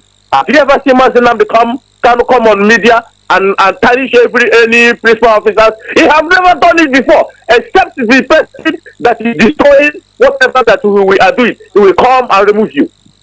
And he will have evidence before he does that. Mazi Nnamdi Kanu is not somebody you can come and call Ashere. Then he will take it. No, he does his own investigation before he does something he do. That is why I respect that man till tomorrow. You can just come and tell him the only this one. Then he will just come out and say, oh, take the, he never listened to gossip. He never, watch him very well, he never listened to gossip. But what I'm saying is this. Mazi Nnamdi Kanu never, God bear me witness. Mazi Nnamdi Kanu never offend Uchemefo. We are here in London. Never in any way. I want Uchemefo to come and tell the whole world. How did Mazi Nnamdi Kanu offend you? Come out and tell us how. How did he offend you? Uchemefo, you wrote a letter to Home Office here, and then asking them to stop any asylum to IPOB. You did that without the knowledge of our leader. You did that. Uchemefo, you open a radio and call it Human Rights Radio. But Human Rights says any oppressed people that run to where he will be safe, he will be granted automatical. They will look into his case and he will be granted automatical asylum. Uchemefo have the Uchemefo seek asylum with IPOB and be granted. And now Uchemefo went the same in our leader's back and stabbed him on the back. What are we talking about here? Stab this man at the back, write a letter to Home Office, and that place is now on fire. Uchemefo did this with his cabals here, with his own cabals here. They did after they have what they want, they went and destroyed that road for nobody to go there. DJ Sweet was in trouble. He ran to the Canada and they accepted him because he is in trouble. That is what they call human rights. Where did the Uchemefo get this sense to go and open the radio and call it human rights? Did he know what the reason? Did he know exactly the meaning of human rights? Did he know that? He didn't know the meaning of human rights because this man has an evil mind on himself for a long time. But I thank Chukwuokike Abiama that he comes out by this time so we can notice him. I am so ashamed of Uchemefo. I am so if he could have been Uchemefo could have been the last person that would have come out to cause problem into IPOB by this time around. But only God knows why he brings him out. Only Chukwuokike Abiama knows why he bring Uchemefo out, because he has bad intention in this trouble. How could you come and peace in the grave of our millions of our people that have died? How do you do that? How could you lie yourself so low by this stupid money that the zoo have given you? How could you lay yourself so low? Mazi Nnamdi Kanu could have said this struggle when he was in the building. He knew that his people was dying. He could have been the richest man, but he said no. He know that Igbo people are in danger in Nigeria. He said no. Go to hell. Nigeria, give me my freedom. Our people are dying. He could have said it and live a large life, but he our people are dying. How are we? Who do we offend? How can we stay and they keep calling us the name that not belongs to us? And that's why they get Shina. I can't just understand it. How are we not going? How can we stop? I will never stop calling Uchemefo until my last breath on earth. Mazi Nnamdi Kanu never offended you. We know that he never offended you in any way. That is why I said, come out and tell us how did he offend you. Come out now and tell us. Let's hear. How did he offend you? You just want to come out. let me tell you what Uchemefo was trying to do. He was, because he's closer to Mazi Nnamdi Kanu, and he thinks by coming to cause problem or call Mazi Nnamdi Kanu's name, people will have sympathy on him and started calling Mazi Nnamdi Kanu's name. But little did he know that Mazi Nnamdi Kanu has done nothing wrong against him. Little did he know that people will stand with Mazi Nnamdi Kanu. He wanted to make himself look like he is a victim. He's a victim. He was bullied, but he wasn't bullied. He was the one bullying someone. I listened to one of the radio of when Obi called Uchemefo on radio. I listened to what he said. I never know that Obi himself. Okay, we shall one. How could you say that George Onibe was to move? That every struggle belongs to Imo State and Abia State, that they are forming gang against Uchemefo. How could you say something like this? You told us a whole elder like you. How long are you going to live in this world? What legacy are you going to leave for us that is growing? What legacy did you leave? You told us, have you done your own? What you did was to gang up with your so-called idiotic people like Uchemefo to come and destroy IPOB. But you can't. If the zoo cannot destroy IPOB, who are these riffraff? Who are these maggots? Who are these maggots that will destroy IPOB? Who are you people? Mazi Johnathan, I am very, very angry. I am very angry because our people are dying. Our people are dying. And there's any other thing Uchemefo can do to come out by this time around and start to cause a problem into IPOB. Anybody that looks the way we call Uchemefo now, we think that we hate him. No, we did not hate him. We hate what he did in this trouble. We hate exactly what he tried to make Mazi Nnamdi Kanu look as if Mazi Nnamdi Kanu is a bad person. He tried to make himself look like he's a victim. You are not a victim, and you know that. You destroy IPOB in London here. You with your tabas, writing letter to Home Office. You knew that. Did you tell Mazi Nnamdi Kanu when you did that thing? Do you absolutely know exactly what you have done? Uchemefo, will you make sure that you live well? How did we offended you? How did OPB offended you? They called you to hold on to this meeting. Hold on. You refused. What you did was to come on social media, and if you were doing a good thing, ask yourself this question: why, when did that broadcast, when you were being that evil that you people gathered, doctors, when he leaked, and then somebody told you that it's on social media now, you have leaked. Why can't you carry on? If you are told that you are doing a good thing, you people cut the Zoom. Why can't you carry on? If you are told you are doing, set your heart. I knew till I die. Mazi Nnamdi Kanu never offended you before. Mazi Nnamdi Kanu never told me. He never. You are a ghost. Thank you. We never know all this why. That you are a ghost walking. Mazi Johnathan, I am very angry because my people are dying. I know you are. I am angry. My people are dying. All of us are. Mazi, thank you for giving me this opportunity. Thank you very much. Thank you. We must continue. It's a process. That is it. Caller on WhatsApp, thank you for holding on. Your name and where you're calling from. Mazi, welcome to the program. Thank you, my radio presenter, Mazi Johnathan. My name is Nkochi. I'm calling from Ghana. I want to assure people, like people, they have been calling me this morning, asking me what's happening in IPOB, if it's true. I say what happened that Uchemefo resign or do not resign is true. But one thing is that I told them that it's not a surprise to me, because when our leader was in prison in 2015, it was on prophecy that those that are close to him will betray him. Even I thank you for them that the Uchemefo and co didn't kill him, because their plan is to poison our leader for him to die, so they will take over leadership.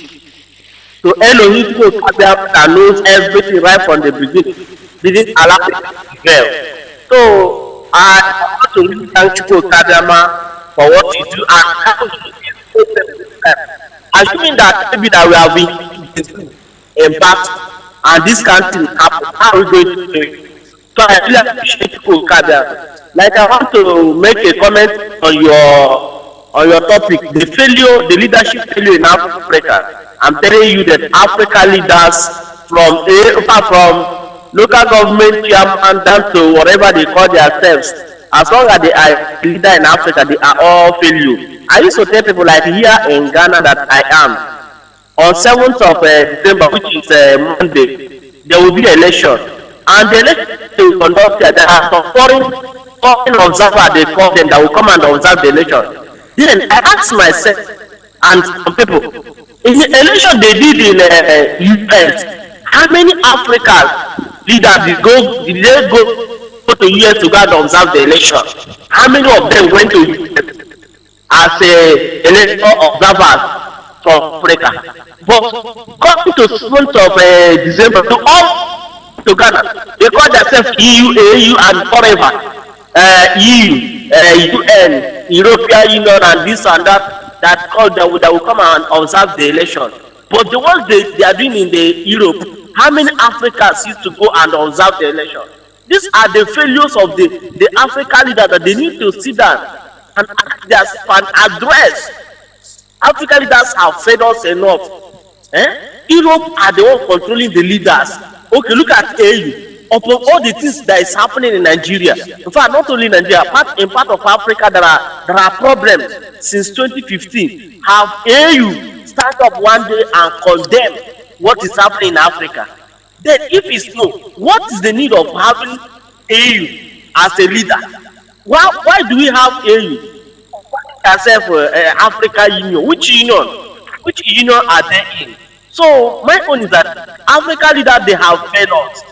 They failed us, but I really thank Chukwu Kadama for bringing Mazi Nnamdi Kanu, because I don't think that if it's not IPOB and Mazi Nnamdi Kanu, maybe one day I will be a leader among those buffoons that call themselves African leaders, and they are leading nothing. The people, I say that I'm representing people. Okay, look at our senators. All of them in the Senate House. None of them is talking about the killings. All the killing that happened in Opibo. All the killing that happened at Lekki. All the IPOB, they are killing since 2015. And then about till now, none of our senators have stand up in the Senate and they ask the Senate why Nigerian military killing the innocent people. So these are all the failures that these people call themselves leaders in Africa have failed us. Even the clergymen, the people that say that they are pastors, they say they are representing Christ. But the Christ I know, which I have written in the Bible, Christ is the one that will stand out and spoke even before the coming of Christ. Prophet Elijah, they stood and things, questions, why is things going wrong? Then this present generation of Elijahs and Elishas, as they call themselves, clergymen and women, they cannot stand up one day and condemn, even in their own church, to say, use mic and say that the clean in this country is low. They cannot do it. These are all leadership failures. Africans have failed us enough. They have failed us enough. But I pray to Kadama. Let Biafra come, so that we are going to, in fact, by the grace of Chukwu, we are going to recreate Africa again. And all the north Africa, by the grace of Chukwu, and by the help of IPOB, is going to stop. We are going to look into the leadership, because the failure of Africa is leadership. Is the leadership. If the leaders are doing well, I believe the followers, they will know what that is right to do. But because the leaders have done, all the leaders, the AU, the ECOWAS, all of them have failed us. None of them is standing up to speak. Thank you. To condemn what is happening in Africa. But I pray that Chukwu Kadama, let Biafra come, so that the glory of Africa will rise up again. So Mazi, I want to encourage IPOB all over the world that they should not be discouraged of what is happening in IPOB. Is God that wants to reveal all the inner plan of the zoo, because it's the zoo that is promoting this thing. The zoo are the ones sponsoring you before. I cannot hide mouth and say it. Nigeria are the ones sponsoring you before, but I want to assure you that they have failed. This time around, we are wise, and Mazi Nnamdi Kanu is our leader, and we are going to follow Mazi Nnamdi Kanu till the end of the world. Till we get Biafra, we can never go back. So if which Biafra is writing or talking on that nonsense radio he created, it's for him and the people that believe in him. But I believe that there is no a Biafra, a real Biafra that have a Biafra blood or in blood that will follow Mazi for. Nobody. Is it what can he speak? I used to tell him I follow you not because I want to follow you. I follow you because of Mazi Nnamdi Kanu that I listen to his voice. I came out for this struggle. I'm not Mazi for. Thank you. It's nobody. Thank you. He can't his voice can't As a round up, please. So I want to Thank you appreciate very you, much. Yes, I'm wrapping up, sir. I want to appreciate you for your good work. Thank you. And other You have presenters. appreciated I me. pray that Please people can round up. People are on the line. Okay, thank you Once very I much. say Thank you. we should understand. Thank you, sir. this. Thank you for. Thank you very much. Please, there's something I have to tell people. Please, if you hear "thank you," that is also part of it. I don't know. It's what do you call it? It's civilization. Once you hear "thank you," there are many people. Now you round up, no matter what, you round up. Caller on direct line, your name and where you're calling from. Welcome to the program. Caller on direct line. Welcome to the program. Good evening. My name is Mazi Onyechaka. I'm the national PRO of IPOB here in United States, and I reside in Washington, D.C., but I'm from Amibo. Amibo in Olo. Amibo is the home of the tiger, and Amibo is the home of King Jaja. I thank you so much for your topic this evening. Mazi, I always like to be the devil advocate, but anyway, when we talk about the situation that we find ourselves, in regard to our situation as black people and the leadership and the way things are going, I can still say that this is the ripple effect of the colonization and the deprivation. Believe me, it takes centuries for us to be the way we are. If you take other African countries, this is it. The Europeans took centuries to subjugate us, and conditional. It's just a matter of conditioning. We are conditioned in this way, and then for us just to get out of it, then it is just like our IPO, Nnamdi Kanu, the way we are doing now, the way we are preaching. That is a mental emancipation. To emancipate us from the mental slavery. It is a total mental slavery. Believe me, because this was done, generational done. The Europeans took their time to divide and balkanize Africa. They took their time to appoint us the leaders, and then those leaders are based on the greed, and then, killing and subjugating and intimidation. That is the type of thing that we got from Europeans. So now Mazi, can you hear me, please? Let me yes, also make this point. Maybe you can also say something about it. Africa is not the only continent that is being colonized. They colonized Asia countries. You understand? India, they colonized India as the biggest zoo. They wanted India to be together with Pakistan and Bangladesh. Yes.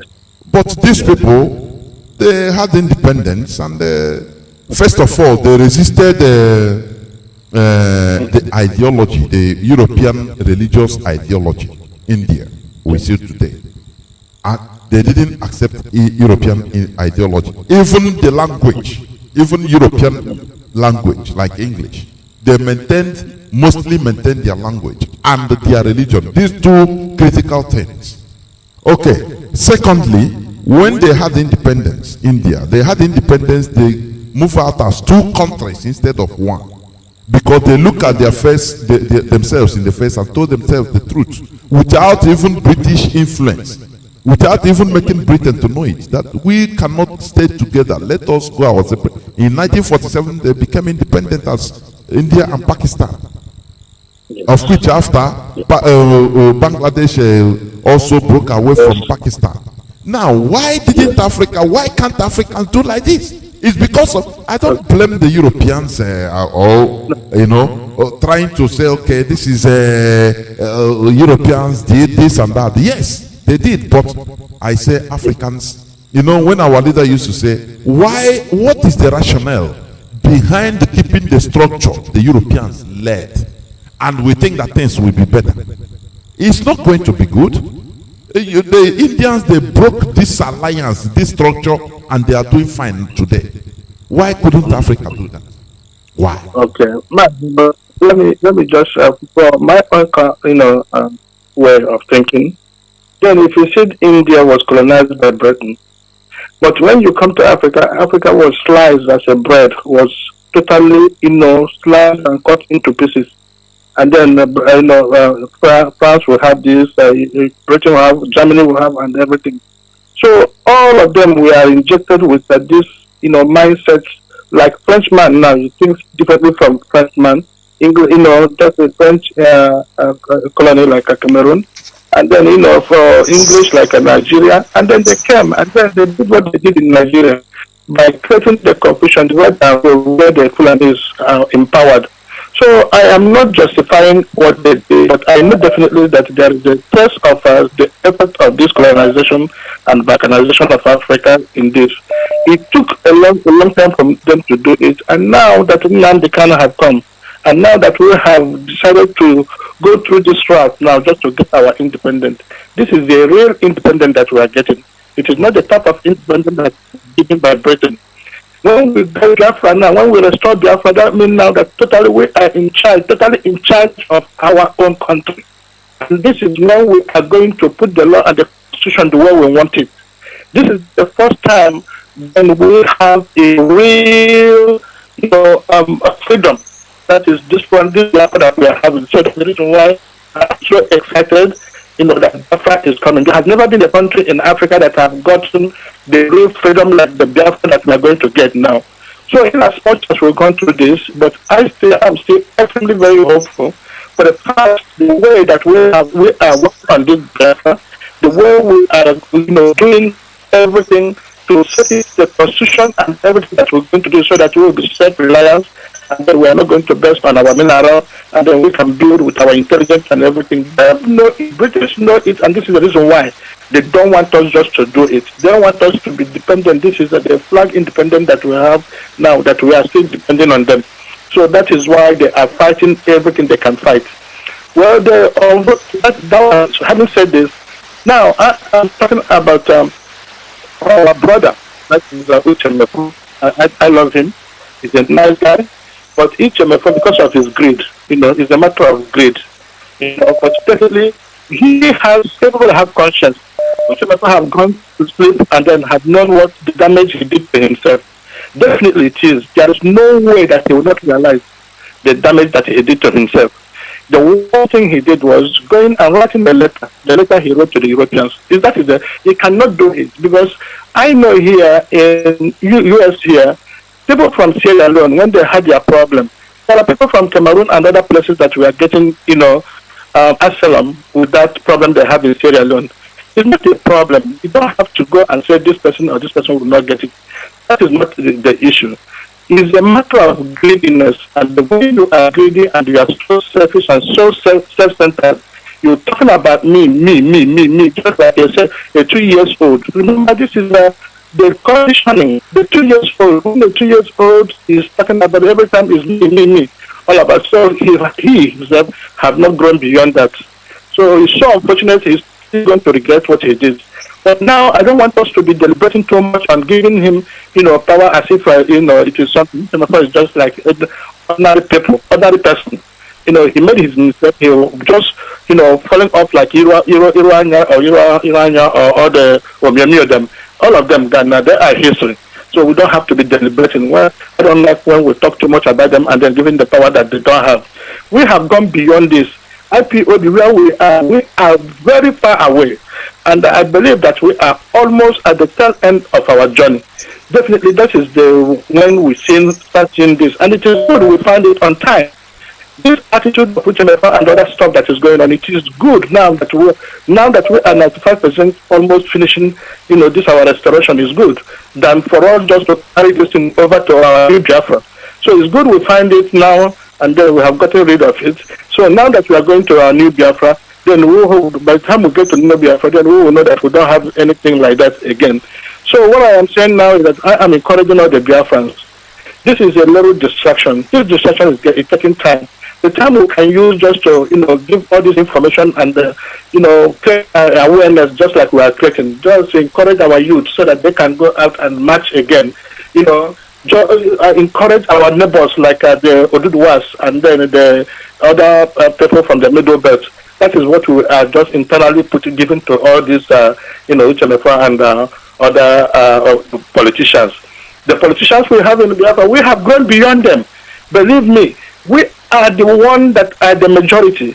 The Biafrans are majority. The youth of Biafra that are going and talking every day, man, people are believing in us more than you think. We are the majority. We don't have to. These people are actually very insignificant. We don't have to be taken as if they are having impact on what we are doing. We have gone beyond them. So what I am doing now is that I am encouraging our Biafran youth. I am encouraging the Oduduwa youth. I am encouraging the people of the Middle Belt, the youth of the Middle Belt, for them to stand up for their destiny. They stand up so that we can fight this thing together because the youth are waking up every day. Man, I am telling you, the youth have taken over this. And then thank God for Nnamdi Kanu, who have energized the youth and who have motivated the youth for them to stand up for their rights. And definitely this Nigeria you see today, you're not going to see it again. Look at what is going on in the north. The north now, they don't have any place to hide. If the bandit don't kill them, the Boko Haram kill them. If the Boko Haram don't kill them, Kidnapper will kill them. If Kidnapper didn't kill them, the herdsman will kill them. This is what is going on. All the governors, look at how they are going around now. They don't know what they are going to do. They are so confused. They can't even go to their village because anywhere, everybody is so scared. They don't even care about them, if you are a governor or not. Then the kidnappers, they will just shoot you whenever they see you. So they are going through hell in the north. Believe me. So what we are going to do is now organize ourselves and then wage this war against these people so that they cannot penetrate.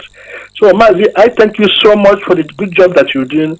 I really appreciate you and I appreciate Nnamdi Kanu. Please let us not give more energy, our energy to all this for them because they have come, they are angels. Thank you, Mazi, and God bless you. And you too, thank you very much. Of course, we should not put our energies much on them. Thank you very much. Caller on WhatsApp, thank you for holding on. Your name and where you're calling from. Mazi, welcome to the program. Can you hear me? Welcome to the scent I can hear you growing from here. Welcome to the program. Never I remember this your name or remind me of something. I don't know good people those days, Johnathan. In the Bible, the person that had David was Johnathan.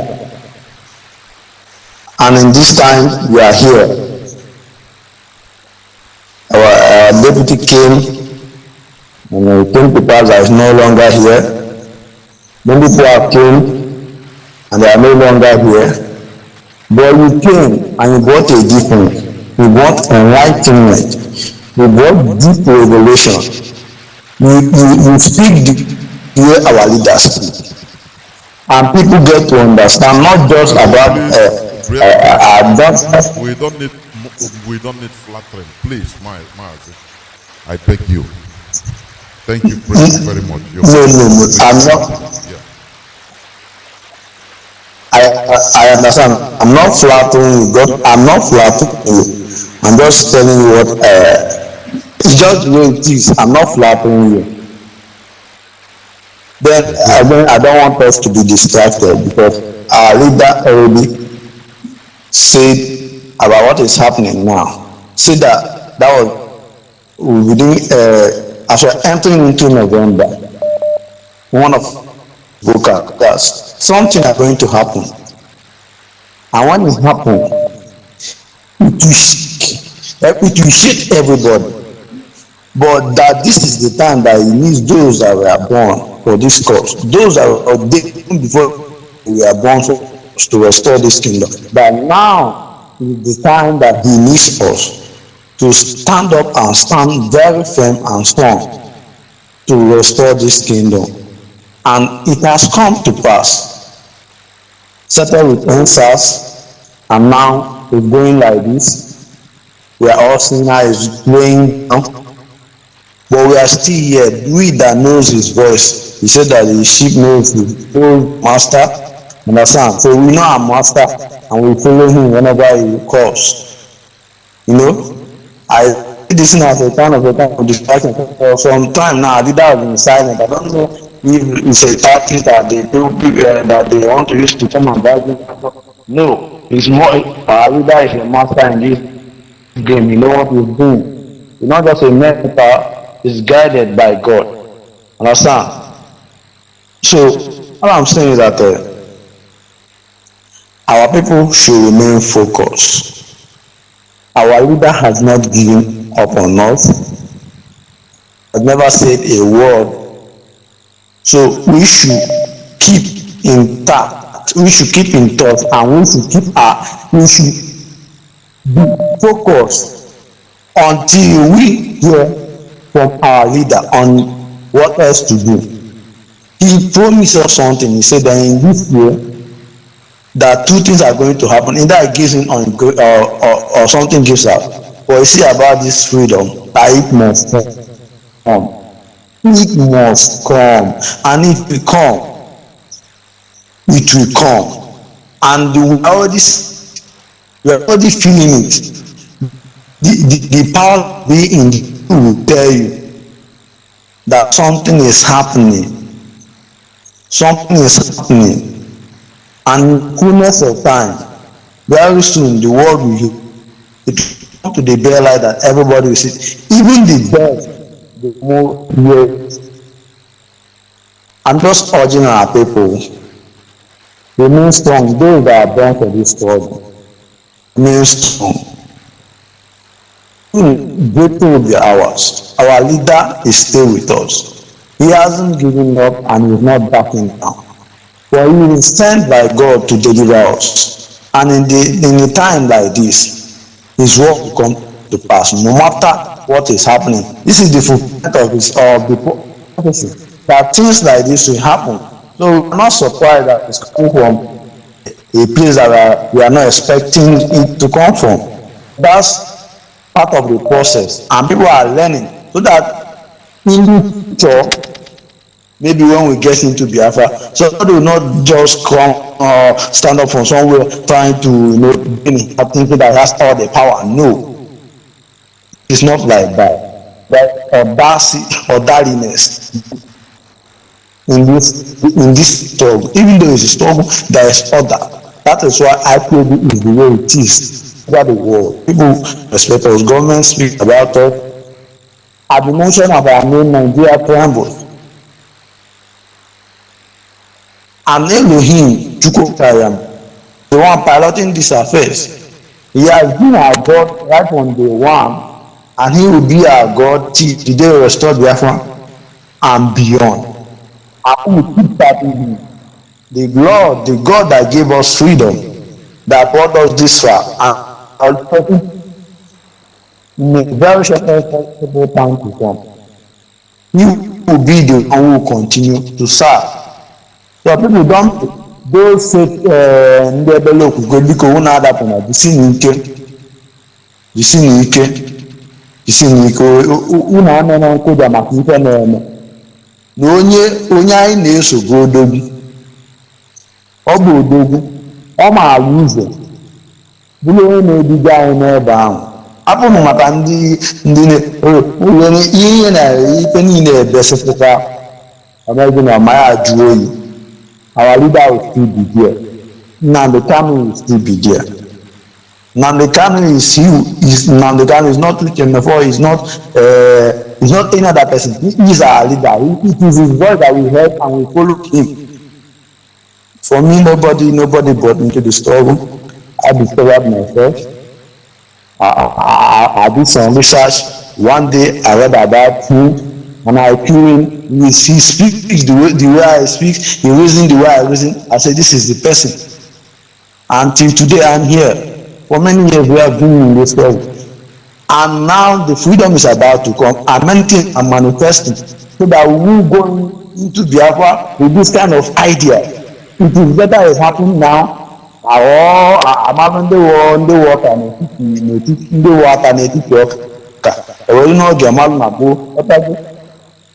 no on time, and that is what is happening. People what is doing. Our people don't get distracted. Thank you very much. Because it is expected. We could people don't fall by the wayside. Remain strong. Our leader has. Thank you. Our leader. Yeah, almost strong. God bless you, Johnathan. I mean to you too. telling you the way it is. You bring so much enlightenment to this Thank you talk. very much. I love it that way. Thank you. I love it that way. Thank you. Good night from here. Thank Bye. you very much. Bye. Thank you very much. We must continue. Caller on Mazi,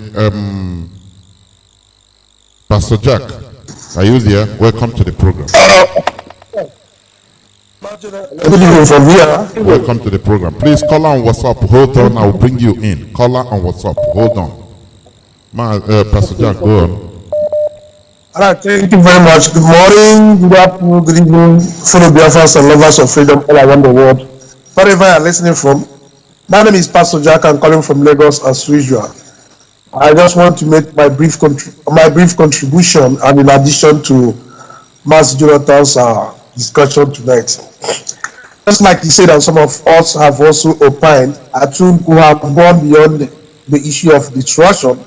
The level we are now is to be moving forward. Now, having said that, we want to encourage all the national coordinators, more especially those of us in diaspora, those of our people in diaspora, to do more in more of lobbying and other things that might not necessarily be on the public domain. But then we must have to do some lobbying, do some talks, do some meeting. We must have to do this underground, because why I say this generation of Biafrans must restore Biafra, whether the devil likes it or not. And this agitation has gone beyond single individual. Nobody can tell us today to back down on Biafra and we will listen. Instead, we will better kill you and kill ourselves. Everybody will go and rest. So the struggle have gone beyond individualistic tendency, whereby an individual can maybe say, let's forget about this struggle for one reason or the other. Just like the zoo paper today carried that IPOB drop agitation, submit memoranda for restructuring. Of course, they know that IPOB is their headache. So, but they are just looking for ways of distracting themselves and not IPOB, because our eyes remain on the ball. Bible said, write the vision and make it plain. On the table that he that readeth it may run. He said, this vision is for appointed time. So we are going through process. He said, wait for it. It will surely come to pass. He said, though it might tarry, that means challenges will come, difficulties will come, ups and downs will come. He said, but it will surely come to pass. But then that we must be doing something that will bring us to the fulfillment of that vision. So my people perish for lack of knowledge. You cannot sit idly by watching and thinking that this vision will come to pass without working. You must work while there is day before night come. In other words, we must be focused. We must pursue the relevant thing that we needed in this struggle, and not individuals that want to distract us. Nobody's going to distract us. We must continue. Tomorrow, God forbid, I might not be there tomorrow. It doesn't mean that IPOB will not continue. Tomorrow, God forbid, another person might not be there. Does not mean that this struggle will not continue. There's always one thing: ideology and vision. Even though you kill the visioner, the ideology has been expanded. People have been already impregnated with the ideology. So even though you kill 1 or 20 persons, no matter the numbers you kill, the ideology keep expanding and keep going until Biafra is restored. There is nothing you can do about it. The only thing you keep praying that you be reasonable enough and grant us democratically recognized way of exiting this contraction, because if not, after trying all possible means, democratically recognized avenue, and you refuse, Biafrans will have no other option than to go to the battlefield. So any person can rule it out now. Yes, I agree with you, but time shall come when Biafrans will no longer have any excuse. We must get Biafra at all costs. Mazi, Johnathan, that is just my contribution this night. Thank you very much, and God bless Biafra. And you too. Thank you very much, my brother. Thank you. We must continue. Caller on WhatsApp, your name and where you're calling from. Welcome to the program. Can you hear me? Thank you very much. Welcome to the program. My name is Chinedu. I am calling from Kano. From Kano? Yes. How are you people dealing with this Hizba police, please? Mazi Johnathan, the zoo itself, there are recognition from every sanctuary of the zoo. Even the Hausa themselves, they have admitted that the zoo will not stand. They have admitted, they agree. Forget all what you're saying in social media. The commoners has agreed that Mazi Nnamdi has spoken the truth all the way. Listen to me, Mazi Johnathan.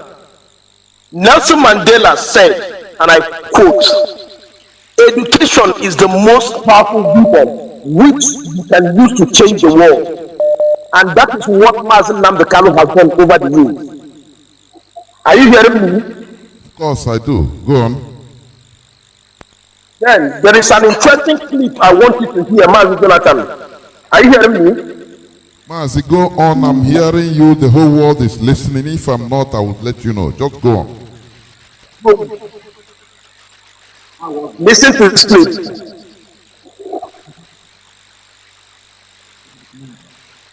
Most of us do not understand what it means to be a Biafran.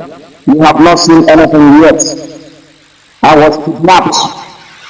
I was beaten. I was spat out my clothes where I looked for my body. Women urinate and poured it on me because of Biafra, so that they may humiliate me to such a point that I will not talk about Biafra anymore. They videoed me. Masop has a video of me where they were beating me, dragging me off the floor, tearing my clothes because I spoke the truth. That did not stop me from talking about Biafra. It did not stop me from taking Radio Biafra to Enugu. It did not stop me from broadcasting Radio Biafra from Nnewi. It did not stop me from broadcasting Radio Biafra from Onitsha, from Owerri, from Aba, from Port Harcourt. I am resolute. I don't retreat. Never. Nigeria has put me in detention before. Solitary confinement. It did not stop me from preaching Biafra. How an imbecile some we are talking. How can that affect me? If those that kidnapped me and nearly killed me did not stop me from doing Biafra, how about an imbecile hiding somewhere? People must know who I am. I am destructively stubborn. You say Biafra is going to come. You don't know what it means. Most of us do not understand what it means to be a Biafra. Johnathan, have you heard that? Of course, we have had it.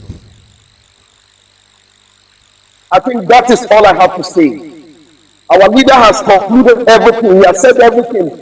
If people will listen to Jesus Christ and read the Bible, they have never seen Jesus Christ, and read his books, and then believe in Jesus and apply all that Jesus has said. Tell me about those who have seen Mazi Nnamdi. So the issue of Utemefo is no issue at all. The person in question is resolute, and he said Biafra will come. And thousands and millions has believed that Biafra will come. And Biafra has come, and Biafra will forget. Mazi Johnathan, good night. Mazi, before you go, please, I want to ask you something. Can you hear me? Yes, okay. Loud and clear. Yes. you are there in Kano.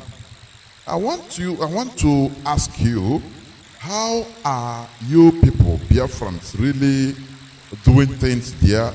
There we have Hizba police that is maintaining real strict Sharia law. How you don't drink alcohol? You are not allowed to sell. How are you people doing there? Please, just in a nutshell. Mazi, Johnathan, the truth is that like in Kano here, there are a particular place we are, like where we are now is in Southern Benin, and in Southern Benin is like on a chart. Somewhere like Awada or somewhere in around Onitsha, just the way Onitsha is, that is just the way Southern Benin is. You understand? But the fact there is that so many persons here believed in what Mazi is doing. But the point is that we know one thing about our people. Our people have this ideology of believing that the little place where they earn a living, they felt that that is the small paradise they have. But recently, many of them has begun to think about changing their ideology. Because everybody has seen everything the way it is, and that is the truth. It's not working. So what the system is not working. Let me, just because I just need a specific, as you've answered what I said, but there's something also. What I mean is, like in Sabongeri, it's a known place for foreigners. You understand? Agree. Okay. Now, do you have bars and you can drink your beer and alcohol? Is that allowed there? Yes, in Sabongeri there are areas in Sabongeri. Everywhere in Sabongeri, you say no. Even the Hausas, you understand? The Muslims, many of them who drink, they come to Sabongeri and drink and go back to their areas. So the Hizba police doesn't come there, right? No, it does. It's like they knew that this is yes, I know. It just which means the Hizba police doesn't come there. Is that what you're saying? No. Okay, and another bad part of it is that it is a place being mapped out. It's visible. If there is any slightest thing, it's very easy for that place to be rounded up and everybody being slaughtered. That is the bad part of it. During the NSAS protest, actually everybody came out and everybody was diving. In fact, we stayed till the following day. Nobody had to go and sleep.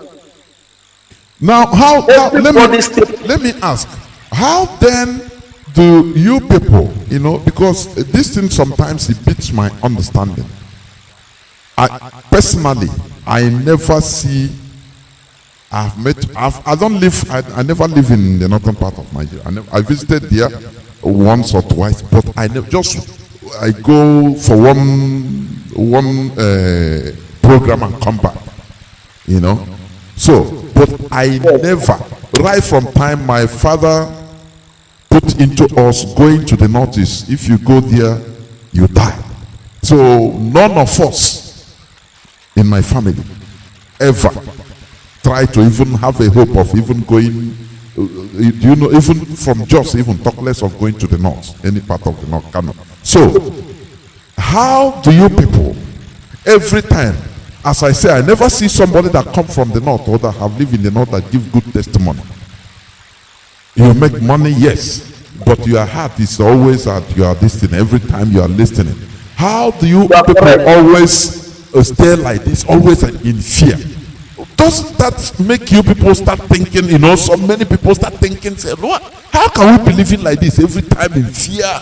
Anything that happen, because it is you people that are living there that they use always as to hold everybody hostage. Do you know many people that are living in the north, they will kill all of them. It's always what they say, always. And that thing is giving our people very negative, negativity. If anything that happen, any slightest thing, they will first of all warn, do you know Igbos, up to 5 million Igbos are living in the north, we will slaughter all of them. So, does that not give you people living there, sense of insecurity somehow, that look, we are not supposed to be living like this as human beings, no matter the type of money you are making. What is the mentality about there, please? Johnathan, Nataba. Let me help you. Mazi Johnathan, you really spoken well. You spoken as anywhere Obi-Wan. You understand? Let me tell you what is happening. Let me just open up. The honest truth is that many of us here are living. That is the truth. As I speak to you now, my family of 5 children, my wife and my children are no longer here. And myself, I'm leaving by the end of this month. Are you getting me? And I'm not coming here again. Are you getting me? And for those who are spoken to and they decide to remain there, let them remain there. But we have told them, this whole thing is not working. Somebody in the southeast and south is not having peace. How much more somebody in the north? The other day, the people that was killed in Zamfara, nobody told them exactly how many people that was killed. What you hear in the media, when the media reports 40, you know that it is 200. Are you getting the truth? So, the fact is that everybody who is living here is living in fear, not in fear. But you will be surprised the kind of life our people are living here. They are from one another, how they can fear. And so,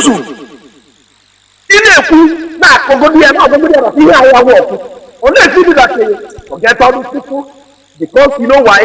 They are not paying attention. Because when you read and when you listen to a broadcast where the real narrative is coming from, the real media, not the media that we have here, not the traded media of Radio Biafra, you are hearing the truth of what is happening around the globe. You forced to say, change your ideology. You change your thinking. So this issue of people living here, our people, even here that we are even on a more safer, because it's like a global, it's like an global community. But you know that there are some of our people that are living in Katsina, in Tua, Bakori. I don't know what I'm talking about. Because you have a thing shop somewhere in the north, for that reason, they are not come. Many of them were looking at themselves because it was like as if he knew exactly what was happening. Are you getting it now, man? Of course, I do. Yeah. What's so clear? And let me tell you one thing. About many of our people are not intelligent. In the morning, I listened to you. Somebody called online and said our people are knowledgeable, but they are not intelligent. They don't have wisdom. That is very correct. How honest are people? But it's a word of common sense, common wisdom. Because only with wisdom, they are water that will people thing is not going to the way it's supposed to be. So, Mazi, please, we really understand all the effort people are putting in our behalf. And many of us are cooperating fully. One thing I want to tell you is that you remember during the time of Noah, when Noah built the ark, it was only those who entered that ark was saved. The ark now that is being built is an ark of people to start thinking that this whole system is not working. Start coming back to where it is safe. That is the ark. But some people don't know. And that is how so many will leave. And those who do not live on time, whatever they see, they will kill. But interestingly to tell you, many of even the Hausas themselves have recognized. In fact, they are feeling so bad about the whole system. They too are feeling bad, but because they are myopic, because they have been washed. At that point in time, they can do anything. So that is why what has happened between our former deputy It's like you are going to a church, a pastor, all of a sudden your pastor starts doing things he told you never to do again. So you catch your pastor red-handed doing those things, smoking, and he will be in the pit not to smoke. And you not catch him where he's smoking, you'll be demoralized. That was exactly what Chinedu did, and he's so disappointed. But one thing that will keep each and every one going. Everybody has a clip of the former broadcast of our leader, Mazi. Of course. Those clips, anytime you listen to any of those clips, you will be energized. You will feel so encouraged to continue. Look at the clip I played to you right now. Yes. That clip summarizes all the broadcasts to tell you that even though we can forget everything about all the callers, but this particular clip, we cannot forget it. Thank you. We must continue. That is your language. We must continue. We must continue. Thank you very much, my brother. And stay safe, please. Thank you very much. Thank you very much. Thank you very much. And you too. Thank you very much. Thank you. We must continue. We must continue. I think who is calling? Rabbi, I think you are calling the second time, please. I know. Sorry, sir. Sorry, it's against the rules of engagement. Yes. I will just be happy. All the so urgent, all the very urgent, all here to but here make it I can do but this topic. Let me say it in a language they can understand. Biko eji mohera na agwa ndị like onye akpọrọ nụ nwanne anyị nwoke kpọrọ nụ nwanne ọkwa isi ịgwana ha nọ na ngwụcha ọnwa ka ị na-ana ndị niile ahụ ịpụrụ ha na ebe ahụ na-ajụ n'ala ha ma nọ na ngwụcha ọnwa ka unu ji ana mana ọ bụrụ na ịbụ nwakwụ ndị oge kịta tupu oge eruo ị ka afọ onwe gị n'ụlọ dị unu and ị na-ana unu na-ana ngwongwo unu niile naba oge ọbụla a na-achọ ka ata aka ka anyị nwere onwe anyị ha ndị a na-asị anyị na ụnụ nwa ya anyị egbusie ndị niile bụ ndị bụ unu nọ n'ugwu Hausa ebe ahụ oyifu ka a na-agwa gị nekwa ọnwụ esi na ịkpọ na nwunye gị na ụmụ gị n'ụlọ ma nke ma anọkwasị ebe ahụ ihe niile ahụ nọkwa n'ugwu ebe ahụ ihe niile ahụ unu na-eme n'ugwu ebe ahụ unu ga-emenwu ya na Biafra. Ana m agwa gị ezie anyị nwa nọ na mba na-afụ ebe ahụ karịa ụnụ nwa nọ n'ime ebe ahụ ụnụ adịghị afụchi ya etu ihe a si eme iche na ndị a ga-ahapụkwa ka ihe a si etu a bụ eme onye isi enwe n'oge jiri okwu ọnụ wee sị na ya agaghị eso maka mgbagbughara ọgụ na-agwago unu okwu ka unu nwee jee njem jee ije si ebe ahụ wee pụọ mana ụnụ asị na ụnụ agaghị apụ n'ebe a na-atụ unu ụtọ ma ndị na-anụ Igbo ma ndị anaghị anụ Igbo onye ọbụla si na Biafra oge ahụ ruo ha agaghị ajụ na ebupụta onye Igbo ka ọ na ịbụghị onye Igbo ihe a ga-abụ unu bụ nyamiri o mekwa na mbụ na-achọkwa ime ọzọ were mmanụ rie ji Mazi ndewosa. Thank you sorry for this because all this so urgent na m ga-agwa ndị okwu a. Ndewo. Thank you very much. Caller on WhatsApp, your name and where you calling from. Welcome to the program. Yes, thank you, my beloved brother, Mazi Johnathan. Welcome to the program. Yeah, I thank you, Kabiama, that you pick my call. I'm very surprised to get it because I've been trying. No, let me tell you, it's not that I pick your call. And if there are many calls, now I have 458 missed calls. So if somebody is talking, many calls are coming. Immediately the person finishes, another one, any person that enters, I pick it. It's not that I'm selecting. Go on. Man, oh God have mercy. I've been trying for like 1 week now without getting to you, honestly. So every day I will stay at work for me to just stop. Yesterday I tried. This morning I tried. I'm very grateful to get to you this evening. Yes, my beloved brother, as a matter of principle, my name is Akbarawa Itorefiam. Our correction is from Afaransa. Afaransa is in Ibionibom, and Ibionibom It is has an been Afaransa. really long time. Yes,